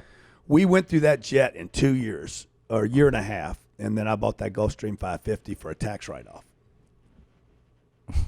So it was like, let's see, into 2017, it was December 13th, and my accountant said, we got a big problem this year. I mean, the business just went vertical with the purchase of the first jet. It went crazy. We moved to Miami. I started thinking different. I shedded this middle-class idea, this Millionaire Next Door. Mm-hmm. Worst book, that book, they should take that book off of every bookshelf and burn them. It has fucking trapped more people than any book. Uh-huh. You know, save your car. Don't go to Starbucks. You'll be rich one day. Yeah, it's nonsense. So fucking stupid. Nonsense. Buy a used truck, never buy a new. Oh, please. Okay. Yeah. Gary Vaynerchuk. You know, who's the guy that says, no, Dave Ramsey. Dave Ramsey says, you know, buying a car is, nobody should buy a car. Nobody should take a loan on a car. Dude, do you live in L.A.? Yeah, Like, you need a car. Yeah, you probably need one. So I started shedding all those ideas. I'm like, I'm throwing all that shit away. December 13th, my accountant says, man, you got a serious issue. This is the biggest problem you've ever had, right? I'm like, what can we do about it? You owe this much money. I said, what can we do about it? Nothing. I said, fuck you, dude. There's always something. We live in America. That's right. Dude, this is America. Okay? And he's like, Grant, there's nothing. I hung up on him. I said, guys, let's give the money away. I could give the money away. This is a huge tax bill, essentially, that you have to pay, right? Yeah. Okay? Yeah. I could give the money away. Okay. We could buy advertising on the internet. Let's just dump just shit on the internet. Mm-hmm. Right? I could buy a jet, man. Maybe I buy a jet, man. I called him back. I said, hey, what if I bought a jet? Well, that'd be ridiculous. Well, you never take advice from an accountant. No. They're stupid. Yeah. They're stupid people. They charge, $100 an hour. Wait, I don't understand your logic though. So you buy a jet to pay? Well, no, because I it's said, hey, either- dude, if I buy this jet, Oh, you can make more money. if I buy this jet, can I write off my entire tax bill? He's like, actually, that would work. Oh. See? But he's Right. like, but Grant, it's stupid to do that. I said, fuck you. I hung up. Yeah. Stupid is paying the IR and the motherfucking S. Right. I hate those people. Yeah. Right. You know, the one thing that pulls all Americans together is we all hate the IRS. Everyone hates Yes. the IRS. Yeah. Everybody. Like, you want to win people over? I hate the IRS. Yeah. Let's get a chant going. Yeah. True. And so I called up Gulfstream and I said, hey, I want to buy a jet from you. We don't have anything for 2 years. I said, 2 years, dude, I got a problem this week. I got to do this before the end of the year. I got 13 days left to consummate a deal. They said, Grant, we don't keep jets to sell to people. We build them. You got at least 18 months. As soon as I can get you a jet, it's 18 months. I said, okay. Hung up the phone. I have this belief that you can always do something about something. Yeah. There's got to always be a Always solution. a So I solution. called my bookkeeper, and I said, hey, I want you to write a check for this much money and send it to Gulfstream. Just wire the money. She's like, I said, I got their wiring, the wiring account. I said, wire the money in.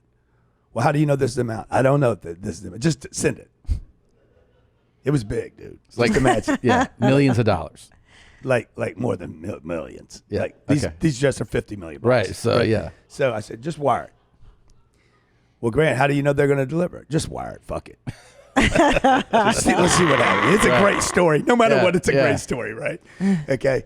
I called the guy back. I said, hey, bro, I just sent you guys a little gift at Gulfstream. Now, the jet I bought, those are typically reserved for like Amazon. Right. And fucking Coca-Cola. Like, I've gotten heat online for buying that jet. They're like, who does this shit? Yeah. Not a guy, not an individual. Right. Grant Cardone's lost his mind, and he's about to go bankrupt now. Yeah. Blah, blah, blah. So the guy Rick calls me back and says, wow, that's serious. Let me see if I can find you a jet. Sure enough. Isn't that interesting? Right away. Bam. Isn't that interesting? It's funny thing, man. We had one in the back room. I didn't check the back. We can deliver this to you. Yeah. So anyway, that's the story of the jet. That's crazy. And that thing has been here's what nobody knows. I've already outgrown that jet. Really? I need a bigger jet already. I love the way you think. Well, can I tell you something about the way he should get a jet? At least get him a jet. He will. Okay. It's happening. But Okay. what I love about you is that you're expressing, this is a very human need. We were talking about this on the way in because we were talking about you in the car and what we're going to talk about with you. And humans always want to evolve and do the bigger, better thing. And I think the perception of wealthy people sometimes in this country, and the way I was raised, is that wealthy people are bad. Yeah. People who want bigger, better things are evil. Greedy. Oh, they're just rotten. Never satisfied. That's right, because if you grew up in the Judeo-Christian world, well, not Yeah. the Jews, they love money, right, Nadav? Dude, but they the created Christians, Christmas. but growing up Christian, So people they would take say, off and spend money. That's right, but they say the meek shall inherit the earth. Yeah, that's right. And you should be giving. The rich people are bad. That's Yeah, what you're yeah. taught, and it's Yeah. a bullshit. It's bullshit. The Why whole would you want to fucking be poor? The whole It humility sucks. thing, be humble. Yes. All these guys are It's like, wrong. oh, I never want to talk about it. God has blessed me. Oh, Dude, God's please. blessed everybody, bro. Yeah. The problem is too many people are broke. Yeah. Like, I know so many church-going people that are broke. Like, I'm like, hey, bro, you got the humility thing figured out, like, fucking perfectly. Right. How about go to work? Yeah. Okay. Oh, it's Sunday. Yeah, but you took 2 days off this week. Like, you have misread your Bible. God only took off 1 day. Right. He created everything and took 1 day off. You don't do shit and take 2 days a week off. And think you're entitled to more than that. Right. You work 40 hours and bitch about it. Mm-hmm. He worked 6 days without sleeping, created the butterflies, moon, Jupiter, fucking rivers, streams, lakes, ponds, fucking dewdrops and shit, ice, right? Everything. And then said, fuck it, I'm going to take off Sunday. Right. Right? But what do people do? Like, so they misunderstand what people say about that, man. Well, there's the saying about the camel. A rich man has I know less likelihood of making it in to Kevin than something through the eye of a needle. Right. Yes. You guys fix it out. Okay? They know Yeah, we'll figure it out. But it doesn't say it's impossible. Right. Right? Right. It doesn't say it's impossible. It's just to get less to likely, man. Yeah. Fuck. Yeah. Dude, I know some poor people that ain't going to heaven. Well, that's For the sure. thing that there are shitty poor people too. Yeah, aren't yeah, there? exactly. There are shitty poor people, and there are I've been shitty- one of 'em. Yeah, and there are shitty rich people. And I'm a having better rich stuff- person than I am a poor person. Well, yeah, because you're happier and you're creating jobs for other people, and you're producing stuff. Yeah. And I hate this idea that rich people are inherently bad, and that's what I was fed growing up. And that the meek and the humble are the righteous ones, Yeah, right? yeah, Oh, yeah. bullshit. Yeah. That Joel Osteen, that motherfucker's got some jets too. He got a bunch of jets. He got a bunch. You think Dude, he if feels Jesus bad about was that? here right now, he would have a fleet of Gulfstreams. Right. Have 25 million followers on Instagram. He'd have 25. Oh yeah, he'd be all over Instagram stories. Oh, yeah. every day. Hey, look at my sandals. Yeah. And then you see paid partnership Yeah. by fucking Sponsored Coca-Cola. by Yeah. Jehovah Witnesses. He would totally be in. Yes. Wait, so if you're outgrowing the That's a business 550, too, Yeah, the yeah. church. what are you going to get next? Maybe a BBJ. Really? Yeah. Holy shit. We did 9 countries, dude. Dude, Yeah. what a face he's got. Huh? Yeah. Dude, you got such a happy face. right? I love this shit, man. Yeah, yeah. I love it. Yeah. But But look, it's a look, total transformation in thinking. It's a total transformation in thinking. You did. You transformed when you left L.A. Yeah. You went to Miami. Dude, I had 3 employees when I left 7 years ago. Now, what did your wife think? Like, what I your called wife my think? wife up and I said, hey, first of all, when they started changing the taxes here, Yeah. they went from 10 to 13.3. Yeah. I said, hey, we got to leave now, okay? So it's time to leave, okay? I'm not going to keep taking it in the ass. I don't mind it once or twice, but Yeah. come on. Yeah. I can't make a fucking ritual of this. Yeah. Right? As long as you sit here and just take it, they're just going to keep giving it to you. Sure. I said, it won't just be the taxes. She's like, oh, it's not a big deal. I said, it's a 30% increase in our tax bill. 30%. It's not a little increase. Right. You guys all took it like it was nothing. It was like an extra 3 inches. Yeah. Yeah, it's like, Yeah. I can take 7. I can't take 10. It's too much now. Yeah. Right? Okay. Yeah. I don't know. Maybe you understand. Nah, I know what you're talking about. She's never seen 10. Not in the butt, though. She's never seen 10. Wherever you got to take 10 is Yeah. too much. It's definitely, yeah. So Tom knows. So I've seen 10. I've seen 12. Now, so wait. So is she like? Does she go? Is she resistant? she's like, whatever you say. She knows I'm going to do the right thing when it comes to that. She's all on board. We have no clue where we're going to go. We sell the house. We put the house on the market. We get an offer on the house. We sell the house. Completely different story, but we don't know where we're going. All I know is I'm going somewhere, and we had 2 kids at the time, and we're just going to drag them around with us. So I had a speaking gig in Miami one day. We looked at Austin, we looked at Houston, we looked at Nashville. Yep. We looked at Vegas. Mhm. We looked at everything where it was zero state. Yeah, zero. Yeah. And I was doing a speaking gig. I You completely looked everywhere where it was 0 state Yeah. income tax, Yeah, just exactly. so people want. Yeah. And I had a speaking gig in Miami, never even considered Miami. I was driving across the causeway there, called Elaine and said, we're moving to Miami. This is the place. I love it. I've been there 15 minutes. What did you see? What did Really? you love about it? I The love water. the ocean. Yeah. The water. It's gorgeous, warm. She had never been there. Oh. She's like, never whatever been? you say, let's roll. Wow. Do the kids love it now and everything? Oh, yeah, of course. Yeah. Well, we're traveling. Most of the time, we're not Yeah. even, we're in the plane. Yeah, that's true. Yeah. You know? Love it. We did 9 countries in 34 days. Jesus. It's awesome. Wait, I want to ask you some little tidbits I've picked up on just following you. Yeah. And like have you tell me your thought on it. Okay. Okay. And you mentioned briefly earlier retirement account. You think is it bullshit? Completely bullshit. Don't No. waste your time with Dan that. Pena would say the same, actually. Yeah, he would. said Me the same and Dan thing. actually have a lot in common. Yeah. I push on these guys, but absolutely complete bullshit. It's for Wall Street.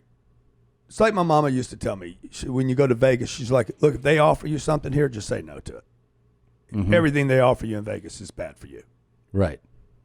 Why is it bullshit? Why? Because I mean, here, imagine this. Give me your money.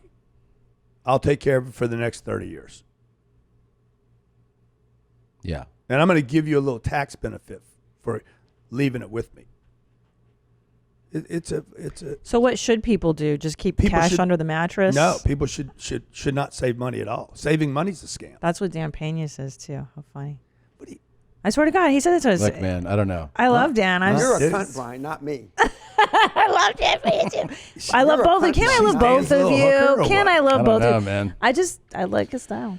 Okay. Someone's gotta defend Dan, he's not Can here. we focus on our guest? Yeah, So, sorry, Grant. I love you too. Can I love both of you? All right. Jesus. All right. Listen. Anyways, Grant, what should you do with your money? Well, like saving money in a bank account is ridiculous. The only people that benefit Yeah. is the bank. So wait, what do you do with the money then? You use money. First thing people should invest in is themselves. Look, you know. That's the thing is people hear that and they go, "What does that mean, though? What do I do with the money?" Go to workshops, go to seminars, go to whatever you're good at, whatever you're doing. You're an astronaut, invest in yourself. If you're an athlete, invest in yourself. Don't spend money on belts. Yeah. And looking good. Like invest in your craft. You're a comedian, invest in your craft. And that means investing in your skills, coach, whatever, podcasts. Yeah. Whatever needs to get you known, right? And then also in your branding and your marketing. Like people have to know you, no matter how good you are. If I don't know you, it doesn't matter. Right. So you got to get out there. Yeah. How did you guys run into me? How'd I run into you? Yeah. How'd you find out about me? Instagram. Good. I invested a lot of money making sure that people see that Instagram account, right? Right. So, or energy, money and energy. Right. So invest in yourself first to become great at whatever you're doing. Number 2, start investing in your business if you hadn't done that already. And the third thing is start investing in things that'll pay you every month. So you buy a flow of income.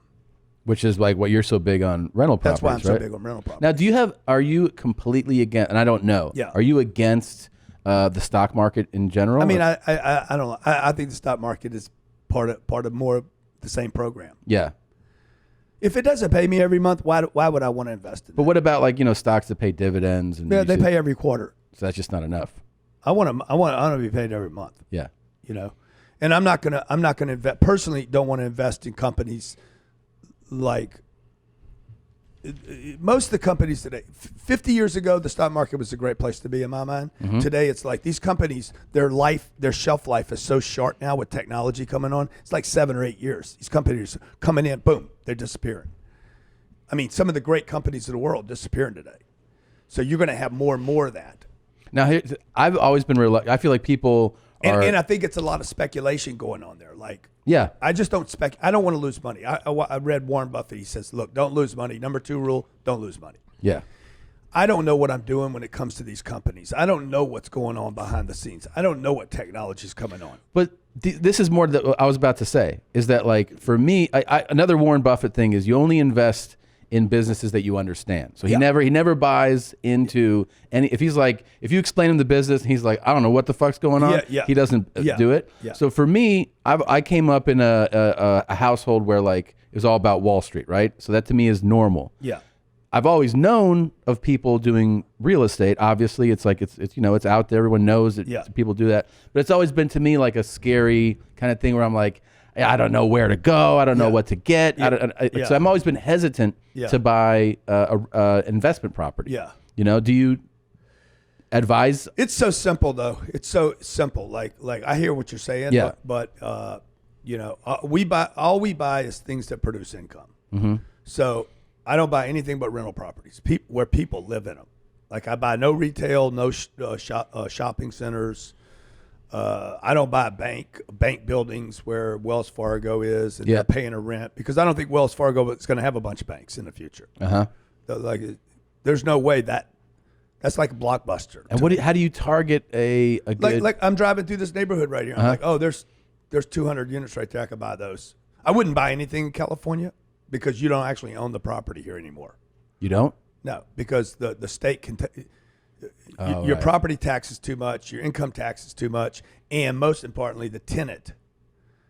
You can never get the tenant out here. That's right. They are. So you don't own the property. Can't evict them. You can't evict anybody. If you can't evict anybody, you don't own the property. I would never. I sold everything I had here. You did. I would never own anything here. I wouldn't own New York. New York just passed a bill. You can't raise the rent there. So a guy 2 months ago bought a piece of property in New York City. This is going to happen here too. It's already started to happen. Yeah. He bought a piece of property in New York City. Says, I'm going to come back in and spend $25 million to fix this and raise the rents. Mm-hmm. Nope. 2 months later, he already bought it. He already closed on it. Yeah. He already told everybody what he's going to do. They're like, you can't raise the rents. He's stuck. That piece of property will go back to the bank. Right. He will lose the property. Banks have already called me and said, hey, get ready. Yeah. So we only buy properties. We don't build. Mm-hmm. It's very specific. We only buy properties that are 90% occupied or better, that we get a check the next month. And we only buy in warm states. Mm-hmm. Interesting. Where there's a tax benefit and positive job growth. Only warm states, though. Yeah. So you won't buy in Boise? No. Okay. Why is that? Because they're going to leave Boise sooner or later. Okay. Yeah. Nobody's going to stay in Boise. We got 58. You got 80 million baby boomers that are going to get old. When you're old, you don't stay in the cold. Right. Yeah. And you got millennials that are just going to go where the jobs are, and that's not where the jobs are. So you got 150 million people for the first time in the United States that will be renters as a choice, not because they want to, not because they have to, but because they want to be mobile. Right. Older people, the baby boomers do not. They've already owned a home. Uh-huh. You guys own a home? Yes. Yeah. Well, you know it's not a dream. Right. You've already broken that one. You're like, okay, that's not everything it was made out to be. Right. Do you think it's so? Because I've heard you say, is it it's bullshit to buy a house? Terrible investment. Really? Terrible. Why is that? Because you're stuck in one place, and houses actually have only done like 1% for the last 35 years. So 1% a year when adjusted for inflation. Do you rent houses? I rent where I live. Wow. Yeah. And then you buy these rental properties and those generate your income. Then what I do is I have all my money. I have no money. I would never have equity in something that doesn't produce cash. Your house doesn't pay you. Right. That makes it a bad investment. This would blow people's minds, though. I think, like it probably is in the moment, that you are a wealthy guy and you rent where you live. Yeah. Like hearing that. My jet makes me more money than a house will. Right. Because it can get me places. Right. Nobody goes to your house to do a deal. Mm-hmm. Well, you're right, and plus the deal with the house is that you're hoping when you sell it, that's when you'll recoup or you'll make your profit. But that isn't always necessarily the case. That money would be better in your business. Wow. Right. You have more equity. You guys have more equity in your house than you do in your brand, your business, your expansion. Right. And who's really making the money on that? The bank. The bank. Yeah. The bank is the one. They make 6% a year. You're lucky to make 6% in the whole transaction. Right. So they made 6% when you bought it. The seller paid for that. That was passed on to you. 6% when you sell it. That's 12%. 2.3% every year to the state. So if you own the house for 20 years, that's 40%, 44%.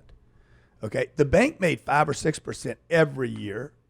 So 20 years times 5%, that's 100%. So you'd have to make like 160% to break even for 20 years. So you're getting fucked when you buy a house, basically. And the worst thing is you were stuck there the whole time when you didn't want to be. Right. You wanted to move somewhere else. So how much equity you got in your house right now? I don't know, like $500,000. Sell it right now. Sell it. Grab your $500,000. Go rent someplace and pay too much in rent. You guys should do it because the wheels are going to fall off this economy, and you're not going to be able to sell that house. That's another problem. The resale. Yeah. Good luck. 5 million people in America are still underwater from 2010. Yeah. Jesus, man. Underwater. Nobody tells you about that shit. But it feels crazy to go, I'm going to rent a house Dude, now. it's so good to rent. Really? Well, because you don't have to pay for the water heater breaks. You call the landlord. You call a guy, hey, fix this shit. Come over son. here. You deal with it. You deal with it. I know. That was kind of the But benefit. your dog goes out and pisses on the grass and burns it. Yeah. Who gives a fuck? That's some funny shit right there, right? Yeah. I woke up the other morning. I was at we're in Ocean Beach in our Miami Beach, and there was a storm that came through and blew all the furniture into the swimming pool. I went out on my deck, saw that. I'm like, that's some funny shit. That's not I just clean it. I don't have to call anybody. I know. Listen, when Dude, we were freedom. broke and living in a back house in Redondo, we always talk about, should we buy a house? I go, no, this is the best. Some shit breaks down, call the fucking landlord. Not my problem. Not my now problem. it's always my problem. The kid flushed a fucking car down the toilet. That's a $1,500 problem. Now it's my fucking problem. Yeah. I know, man. But I didn't see, buy it. people think it's so wrong to rent because we were all taught that. Yeah, that's what I'm saying. Yours. I'm conditioned. They say it's not you don't yours now. own it. It's not mine now. It's the bank's. I know. But then in the idea being in 20, 30 years, now it's yours. So now when you're old, you own this thing. Yeah. Now when you're old and you don't want to be there anymore. And you don't want to fucking live there. It's like that damn couch. Damn it. Yeah, right. it's that couch. It's that couch. It's the You're couch on right. steroids. You're right. And who wants the fucking couch? In 30 Nobody years, wants the couch. You got to redo the roof. You got to redo the pool. There's cracks in the fucking walls. And I if know. real estate is a good idea, God damn if people believe that one house is a good idea, what's 6,000 of them like? Yeah. Right. Because that's what I own. I own 6,000 little houses. Mm-hmm. There aren't houses. They're apartments, right? So that people pay for every month. Okay. There's no limitation on the deduction of the interest. Like you have an interest cap. You can't write off more than $750,000 worth of debt. Mm-hmm. I could write off. There is no limitation. I could have $7 billion worth of interest and write it all off. I love it. Wait, let me ask you this. My stepdad, he's dead now, but he made a fortune doing what you're doing with the rental properties, but he would only buy lower income people's shit. Yeah. Is that what you do, or No, do you rent no, to I don't. middle? I don't buy any of the lower income stuff. Okay. You do what? Middle townhomes? I don't want to be involved with the government. That's what he did. He would HUD Section 8. would, It's because called HUD Section would 8. pay. Yeah, That's what he HUD is said. Section HUD will 8. always pay, so Yeah, I'll go buy the lower. Yeah. Okay. No, I'm buying properties you guys would live in. Yeah. Okay. You'd be like, shit, I love this place. Yeah. But what about the up? Oh, we'll ask you. Let's not. Yeah, but you have management companies, and they collect rent and do all that shit for you. Okay. So wait. Go ahead. So your advice though is sell your house, rent a place, Invest in you. and invest in rental Take property. all your money, Uh-huh. take all your other money, and either do it yourself. I wouldn't do that if I were you guys because you're right here. Mm-hmm. Don't touch anything here. Yeah. Or find somebody that you can partner with that's doing kind of what I'm doing. In those types of states. In places where it's going to be good for the next 10 or 15 or 20 years. So would that be like Texas? Texas, Florida, Tennessee, Georgia, anything warm. Their jobs are moving down there. It's positive migration. Yep. You need people to rent. Well, especially if the economy takes a dump again. It will. There's more renters. Then you're Exactly. definitely not going to be buying houses. No, they're going to need rent. They're going to rent. Yeah. No. Interesting. And so the people out there that go, look, man, all I want to know is Grant, tell me, how can I get rich, man? What should I do? Like, is is there a? I know it's I don't know if that's a simple question, a complicated question. Yeah, I think I love that you're asking that question, right? But I think most people are not. Most people are asking like, yeah, but is he happy? Mm-hmm. They're trying to. You look fucking happy to me. Yeah, you look happier I don't than know, shit to me. Well, because you guys see it like that. But I think your audience is like, yeah, but the guy's probably got a fucking problem. Everybody's got a fucking problem. Well, yeah. The poor guy's got a fucking problem. Everyone's got a fucking problem. I know, but I'm just You may as well be telling rich and have a problem. Yeah. That's what I'm like. Somebody asked me, hey, does money make you happy? I'm like, dude, I was never trying to be happy. Fuck. Happy's never been on my fucking list. You guys want to be happy? Fuck, good for you. Fuck. Yeah. Happy's just some fucking dumb idea. Because I'm not interested in being happy. I want choices. You give me choices, I want freedom. Yeah. Fuck a happy. Yeah. I want choices. Give me choices. When I don't have choices, I'm never happy. I think, but it's not human suffering is not having options. Exactly. But that's and the money helps that. The big thing that people don't understand about wealth is that wealth is actually not about things. It's about options. It's about choices. Yeah. It's freedom. Yeah. You can do so many more things because you have the wealth. And that's why I don't want the house. I don't want Dan Pena's castle. Yeah. Because if you have a castle, you have to go back and live in it. Oh, and the upkeep on the damn heating the damn castle. Yeah, but you know what I'm saying? I don't want a vacation house. If I have one vacation house in Aspen, then I'm going to be inclined to go back to Aspen. I don't want to go to Aspen. I want to go wherever I want to go. Yeah. And not be, it makes sense for me to go back there. So what was your question? How do you get rich? You got to make a decision first. Number one, you have to make a decision. Dude, I want to get rich. The better decision was I want to get super rich. Uh-huh. Like super rich, meaning I can't fuck this up. Yeah. That's what, when I was 50 years old, I'm like, I want to get to where I can't fuck it up and to where they can't take it from me. Yeah. Because they can take it from you when you have a you little got a bit. couple $1 million. Yeah. There's one car wreck. Mm-hmm. Either you're hurt or you hurt somebody. One car wreck can take it all away. Yeah. One dumb lawsuit can take everything away. So I've been audited by the IRS 4 times. Really? Okay, won every one of them. I paid one fine of $2,500 for some bullshit that we missed. Right. But they were going after more than $2,500. For sure. So 3 since we left California. Won them all. So those kind of things cost money. You don't plan on it. You don't budget it. You don't get prepared for it. So I'd say, hey, look, make a decision to get super rich. Number 2, you got to get rid of all this couch thinking. Right. Yeah. Everything that's trapping you to normal, you have to undo. You got to somehow figure out how to unbrainwash yourself. Save your money. Look for a good deal. Buy low, sell high. Mm-hmm. It's all bullshit.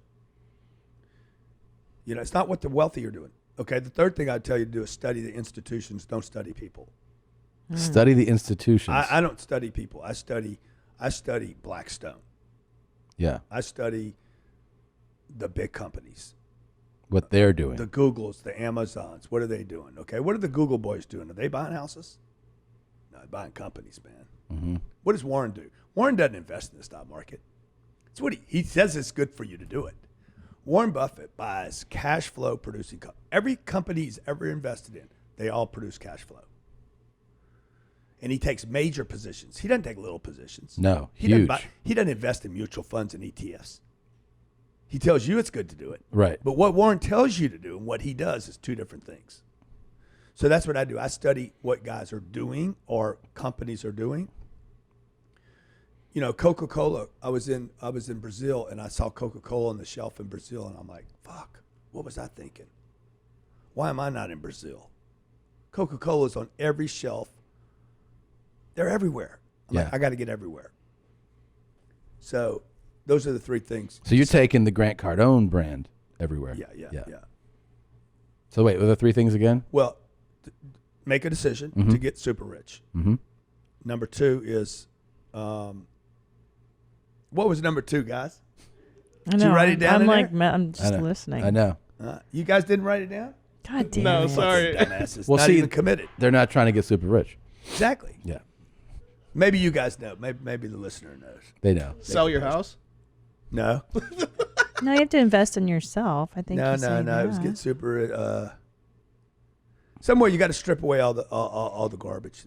Yeah. That you can't. Everybody can do it. By the way, if I Unbrainwash, can do it, everybody can do it. Yeah. I am proof that everybody can do it. I was broke when I was 25. I was in debt. Had a drug problem. I couldn't make my rent at $275 a month, and I was selling automobiles. Mm-hmm. Lost 6 jobs, and was fired from the car dealership 6 times. Fuck. They kept hiring you? I just wouldn't leave. I just sell something. Yeah. Well, and what's interesting about you too, Grant, and especially this gesture of sending the check to the jet company. Yeah. Just see what they're going to do. Yeah. I had this wonderful boss and mentor, and he told me, his name was Kevin O'Donnell, he said, Christina, sometimes you have to not be afraid to impose your will on others. Yeah. And I took that negatively back then, but it doesn't have to be negative. It just has to be in the mindset of like, no, this shit's going to happen. It's just a matter of how. Yeah, exactly. How's this going to happen? Exactly. Not how and when, not if. Just But you see, taking ownership and being like, it's the going to idea happen. that you're going to impose yourself, like so many people are like making excuses for that, saying I can't. The rules are. Rules are. Yeah. That's the biggest That's the thing, killer. following the Because you're rules. taught to be a docile student, sit in the desk when the bell rings, get up and go, and now go sit in this cubicle, and you sit here from 9 to 5, and that's the. Oh, thank you. Did I earn one? Yes, you did. I'm so excited.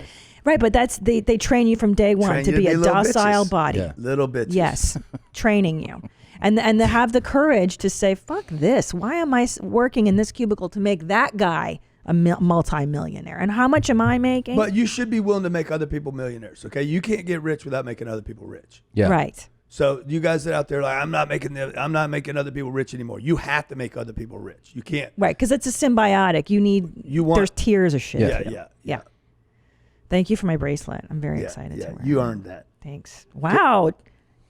Don't be a little bitch. Champions dominate. It's true. Yeah. Yeah, because you're a fucking winner. Yeah, I'm a fucking winner, bro. Yeah. Yeah. I want to be a winner, man. Yeah. Me too. I think Being I owe a it to loser my family to be sucks. a winner. I think that's another thing that you see in the it's not always articulated, but that really successful people are actually really competitive people, and that they're like if you were 6'8", 230, you'd be imposing your will on the court, or you know what I mean? Yeah. But like you in business, it's that same competitive Well, drive. the thing about business and money, Yeah. my career lasts a lot longer than a ball Fuck yeah, it player's. does. Yeah, a lot longer. A lot longer. Into Into my 90s. Yeah, for sure, man. I got a good 20 left, for sure. So your advice to us, though, I want your advice. Keep doing what we're doing. Oh yeah, definitely. But look, you got to get that money that you got in your home. You need to get it. Get the fuck out of there. And you need to reinvest in your brand so everybody knows about you guys. So you're getting 4 million views on your videos. Yeah. You can make that happen. Yeah. You just got to pay. Got to pay to make sure people see it. Like if I don't know you guys, I can't admire you. Right. And if I don't know you, I can't. You need to give people the option, the option to hate your guts. What right? And you say that on your videos is promote. You say that's why I do these videos with the Jets, blah blah blah, just to get people the eyeballs. I and you embrace the haters. Embrace the haters. I love the haters. Yeah. I love my haters. God damn, ain't nobody better for me than a hater. Like if you give me somebody that loves me and somebody that hates me, I'll take the hater all day long. Why? Fucking haters the best. How come?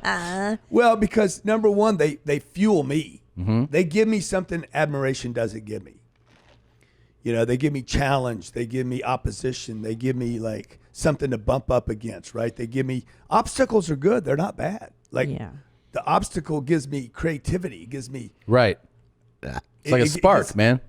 I agree, and I think what's lacking in today's weenie culture is we're not giving kids the opportunity to fail.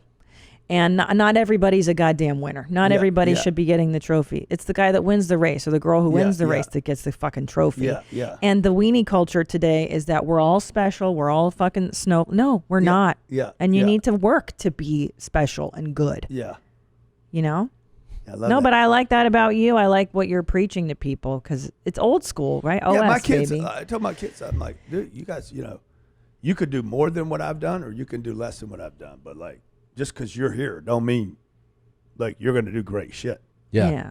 So, what were we saying?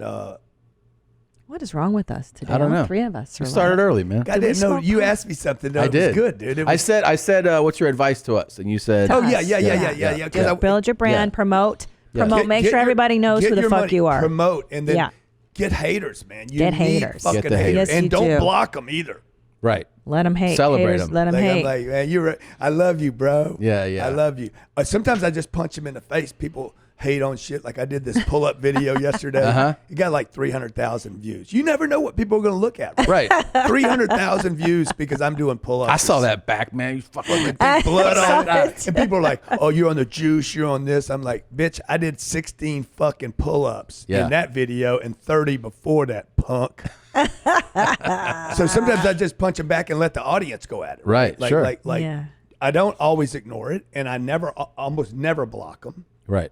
because it's energy. Yeah. And it's also telling me what people want to see. So, You thrive off of it, man. well, it's good for you. Yeah. It's part of being on this planet. It's gravity, right? Yeah. And then, promote.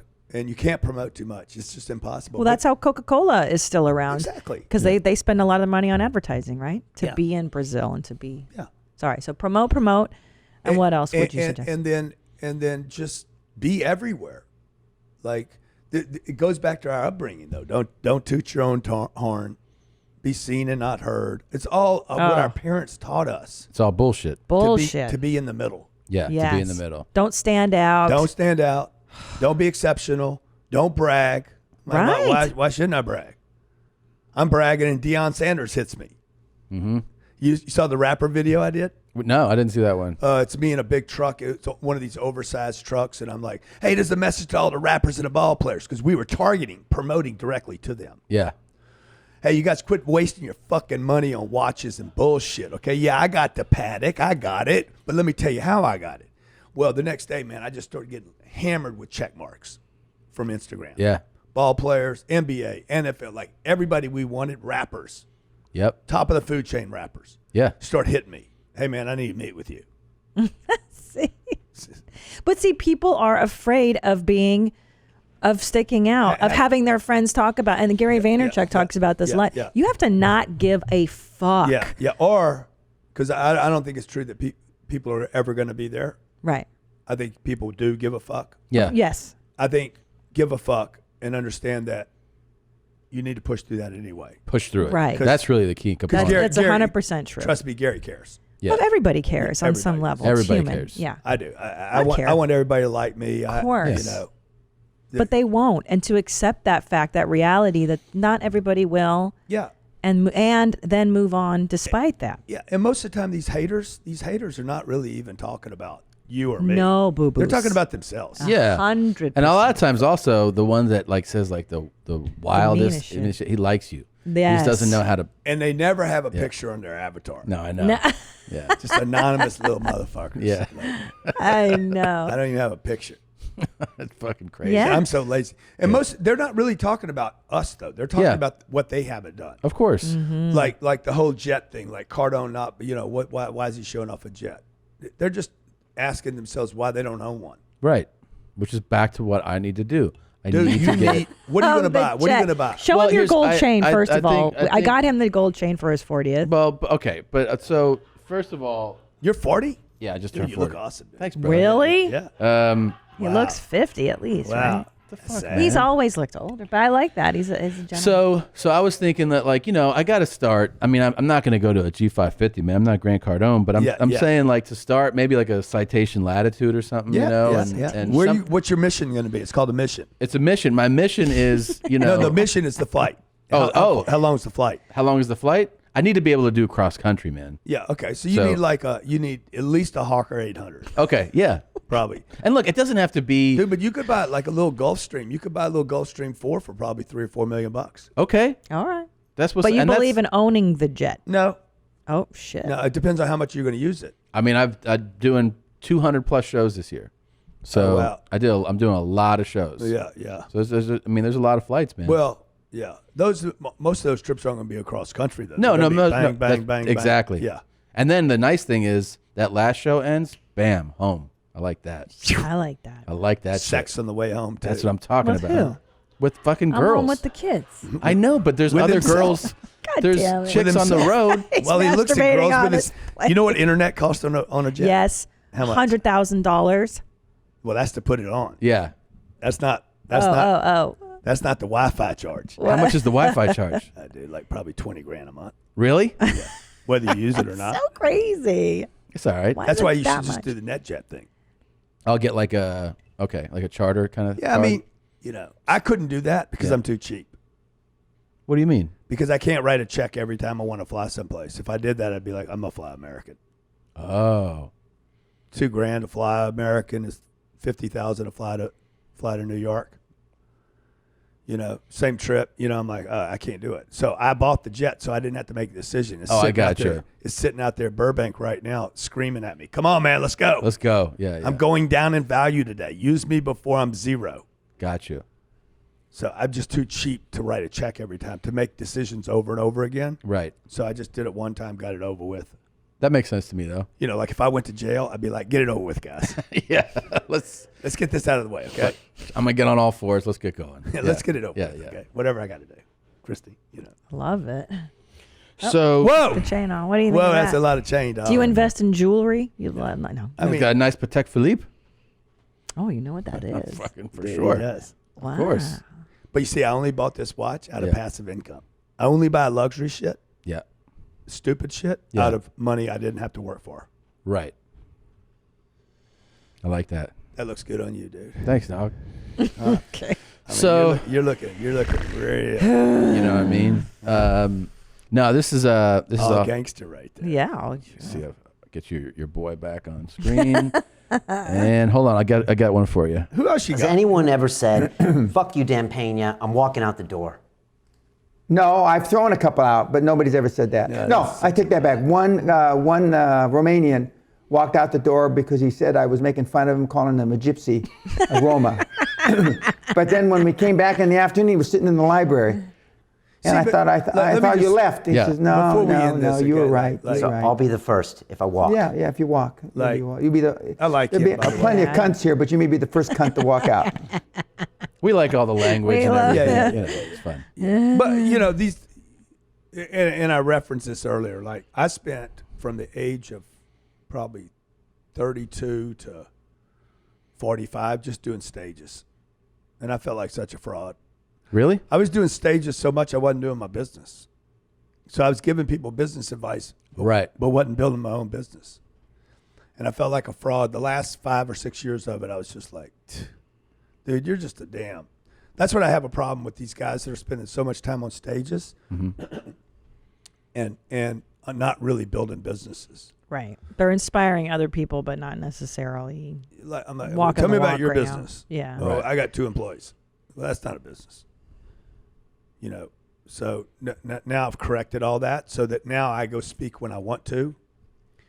And, and that's good. But what we're doing is running a company and have other people doing well as a result of it. Like you guys have people here you're paying. Right. Yeah. It's a big responsibility. It's a huge responsibility. Yeah. Yeah. Well, they get free lunch and stuff.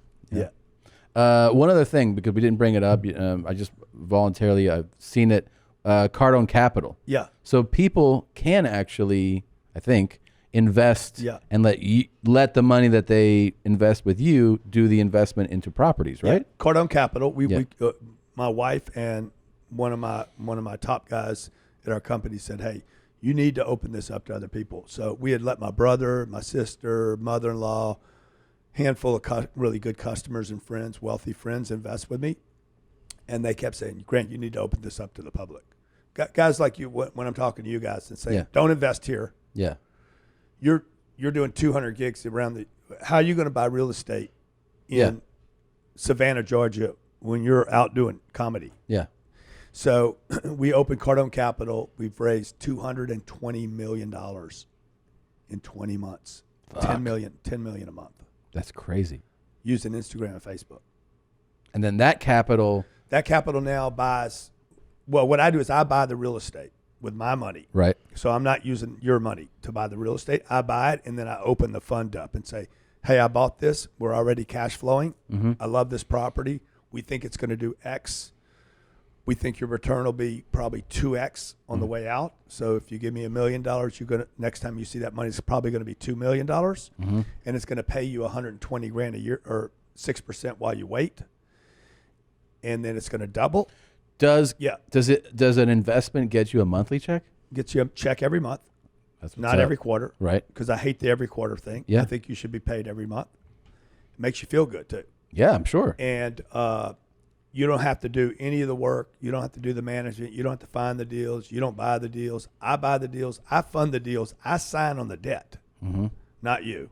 And then you come in at the same cost basis I went in at. And then we start distributing checks every month. If I distribute myself a check, you get a check. And then but you don't get to decide when we sell it. Right. So I could either do the deal with Blackstone or I could do it with my Instagram fans. Yeah, that's so cool. I'm like, you know what? I think these people are nicer. Yeah, yeah. I'd rather do business with you guys than do business with. Well, shit, I want to get some Cardone Capital, man. What the It's the best deal in the world, bro. Yeah. And you get all the write-offs. The same write-offs I get, you get. You hear that, guys? What do they need to get in? CardoneCapital.com. CardoneCapital.com. You hear that, Najaf? It's non-accredited, He it's loves $5,000 minimum. Accredited, you guys would be accredited, is a minimum of 100. So we penalize the wealthy people. I got you. Oh. If you got a gold chain, you got to put it on. We take chains, we take Bitcoin, we take almost anything. I'm in. Jokes. I'm in, man. Jokes. I'll do it. All right. I'm going to do it. Get that jet, man. For people to follow you, they follow. Tell us, give us the full. Wherever. But it's all. But I'm saying it's all. It's all Grant Cardone. Yeah, it's Grant Cardone. Book. I know there's been books before. 8 books. There's 13 best-selling business programs. Cardone Universities, our online platforms, 50 million people on it. And you're doing also live events. You're on stage. Yeah, we're doing a live event in Vegas. Where's that going to be? Stupid, dude. Where's the that? talent's going to be fucking ridiculous. So what happens at the event? Because when you, like so. Well, we did 35,000 people. We walked into Marlin Stadium, and I asked the guy showing us the place. I said, what's the most number of people that have ever been here? 27,000 people. I said, who was it? Your buddy Joel Osteen. I said, Joel put 27,000 in here? He's like, yeah. I said, I'll take it. I'll take the place. I said, get it ready for at least fucking that many. It's 7,000. See, this is the competitive thing, man. Yeah. So fuck Joel. Yeah. Fuck Joel Osteen coming to my town. Yeah. And filling this place up. Yeah. We put 34,000 people in there for 3 days. Super Bowl weekend. Shit. He's like, what weekend you want to do, Grant? What's your date? I said, Super Bowl weekend. He's like, why'd you pick that weekend? I said, because I know you're available. Yeah. He's like, Grant, nobody does Super Bowl weekend. I said, well, fuck you. Yeah. Joel don't. I do. Joel and Jesus can't fill this place on Super Bowl weekend, but Grant motherfucking Cardone So can. wait, but an event, when you're saying there's 34,000 people. But 34,000 showed up on Super Bowl weekend. But does that mean though that like a music act kicks Friday, it off? Saturday, Sunday, I flew into the stadium. I dropped in on again. Yeah. Okay, that was my opening act. Okay, and then we had we just do business all weekend, business ideas, business. So that's what you're doing up there. You're talking. 3 days about how to expand your business, how to 10x your business. It's called the 10x Growth Conference. Yeah. 54 countries were represented there. Wow. Snoop Dogg showed up. We didn't even announce Snoop Dogg. Okay, Snoop Dogg was never in any of the commercials. Snoop comes on stage. He's like, hey, man, he's all fucked up. I mean, scorched. We drive him up in a Cullinan, a Rolls Royce Cullinan. He's in the back seat. I got a little smoke machine going. Yeah. He's like, oh my God. so he pops out of the car. I had to kick the car door open for him because he couldn't fucking find the door. He's so fucked. Okay. He's like, hey man, don't do any pyros, man. The pyros scare me. Okay. I'm like, you torch up 7 times a day. I know. And you're worried about fire. Right. Hilarious. So we get off stage. He's like, hey dude, who are you, man? I said, what do you mean? He's like, who are you, man? How you put 35,000 people in a stadium for 3 days on Super Bowl weekend? It's the best part is that he showed up and he was like, "Who are you?" After the event, Right. But he already had his bag. Yeah, right. He got the bag. So. Yeah.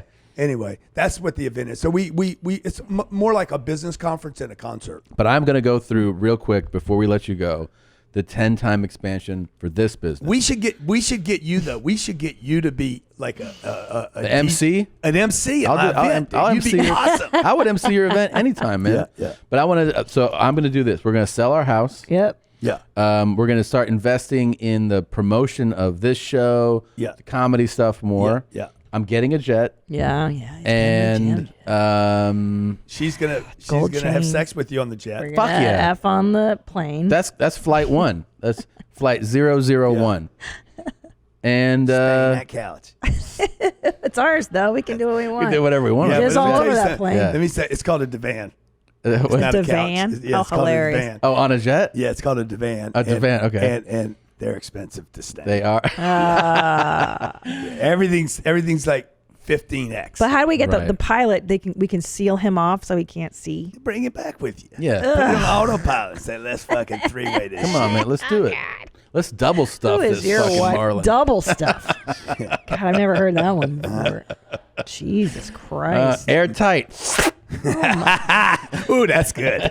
That's good. Unbelievable. Like a Gulfstream video. Savagery. I got to talk to your wife. I bet she's a real savage too. She's amazing. Yeah. She's amazing. She's got to be to roll with you. Yeah. Dude, we really appreciate you coming here today, No, man. thank you guys. It's a lot Thank of fun. you. Yeah. Audience is going to love this. Yeah, good. Check out Grant Cardone. Follow him if you don't already. And I hope we get to talk to you soon, man. Yeah, appreciate you guys. Thank you. 2395 Wagner Houses, Apartment 2C, 124 North First Avenue, East Harlem, 718-930-9723. Black guys who love to fuck good. If you're a hot black guy, you wanna fuck me at 20. If you wanna move in, you can move in, but you gotta fuck me. I need to be fucked a lot, man. Favorite free food, free rent, and everything else, man. Here's the deal, man. Men from jail, homeless, or you're a thug, you wanna come move in, your friend can move with you, man. Free rent and release the kid. Fuck me. Piss on me, beat me, I'm home man out.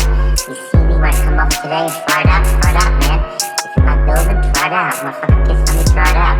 Seriously, fight homie, let's fuck, man. I'm looking for hardcore guys that mean it, wanna do it, and I wanna deliver it. I'm a hot, white trash. Come to, let's fuck.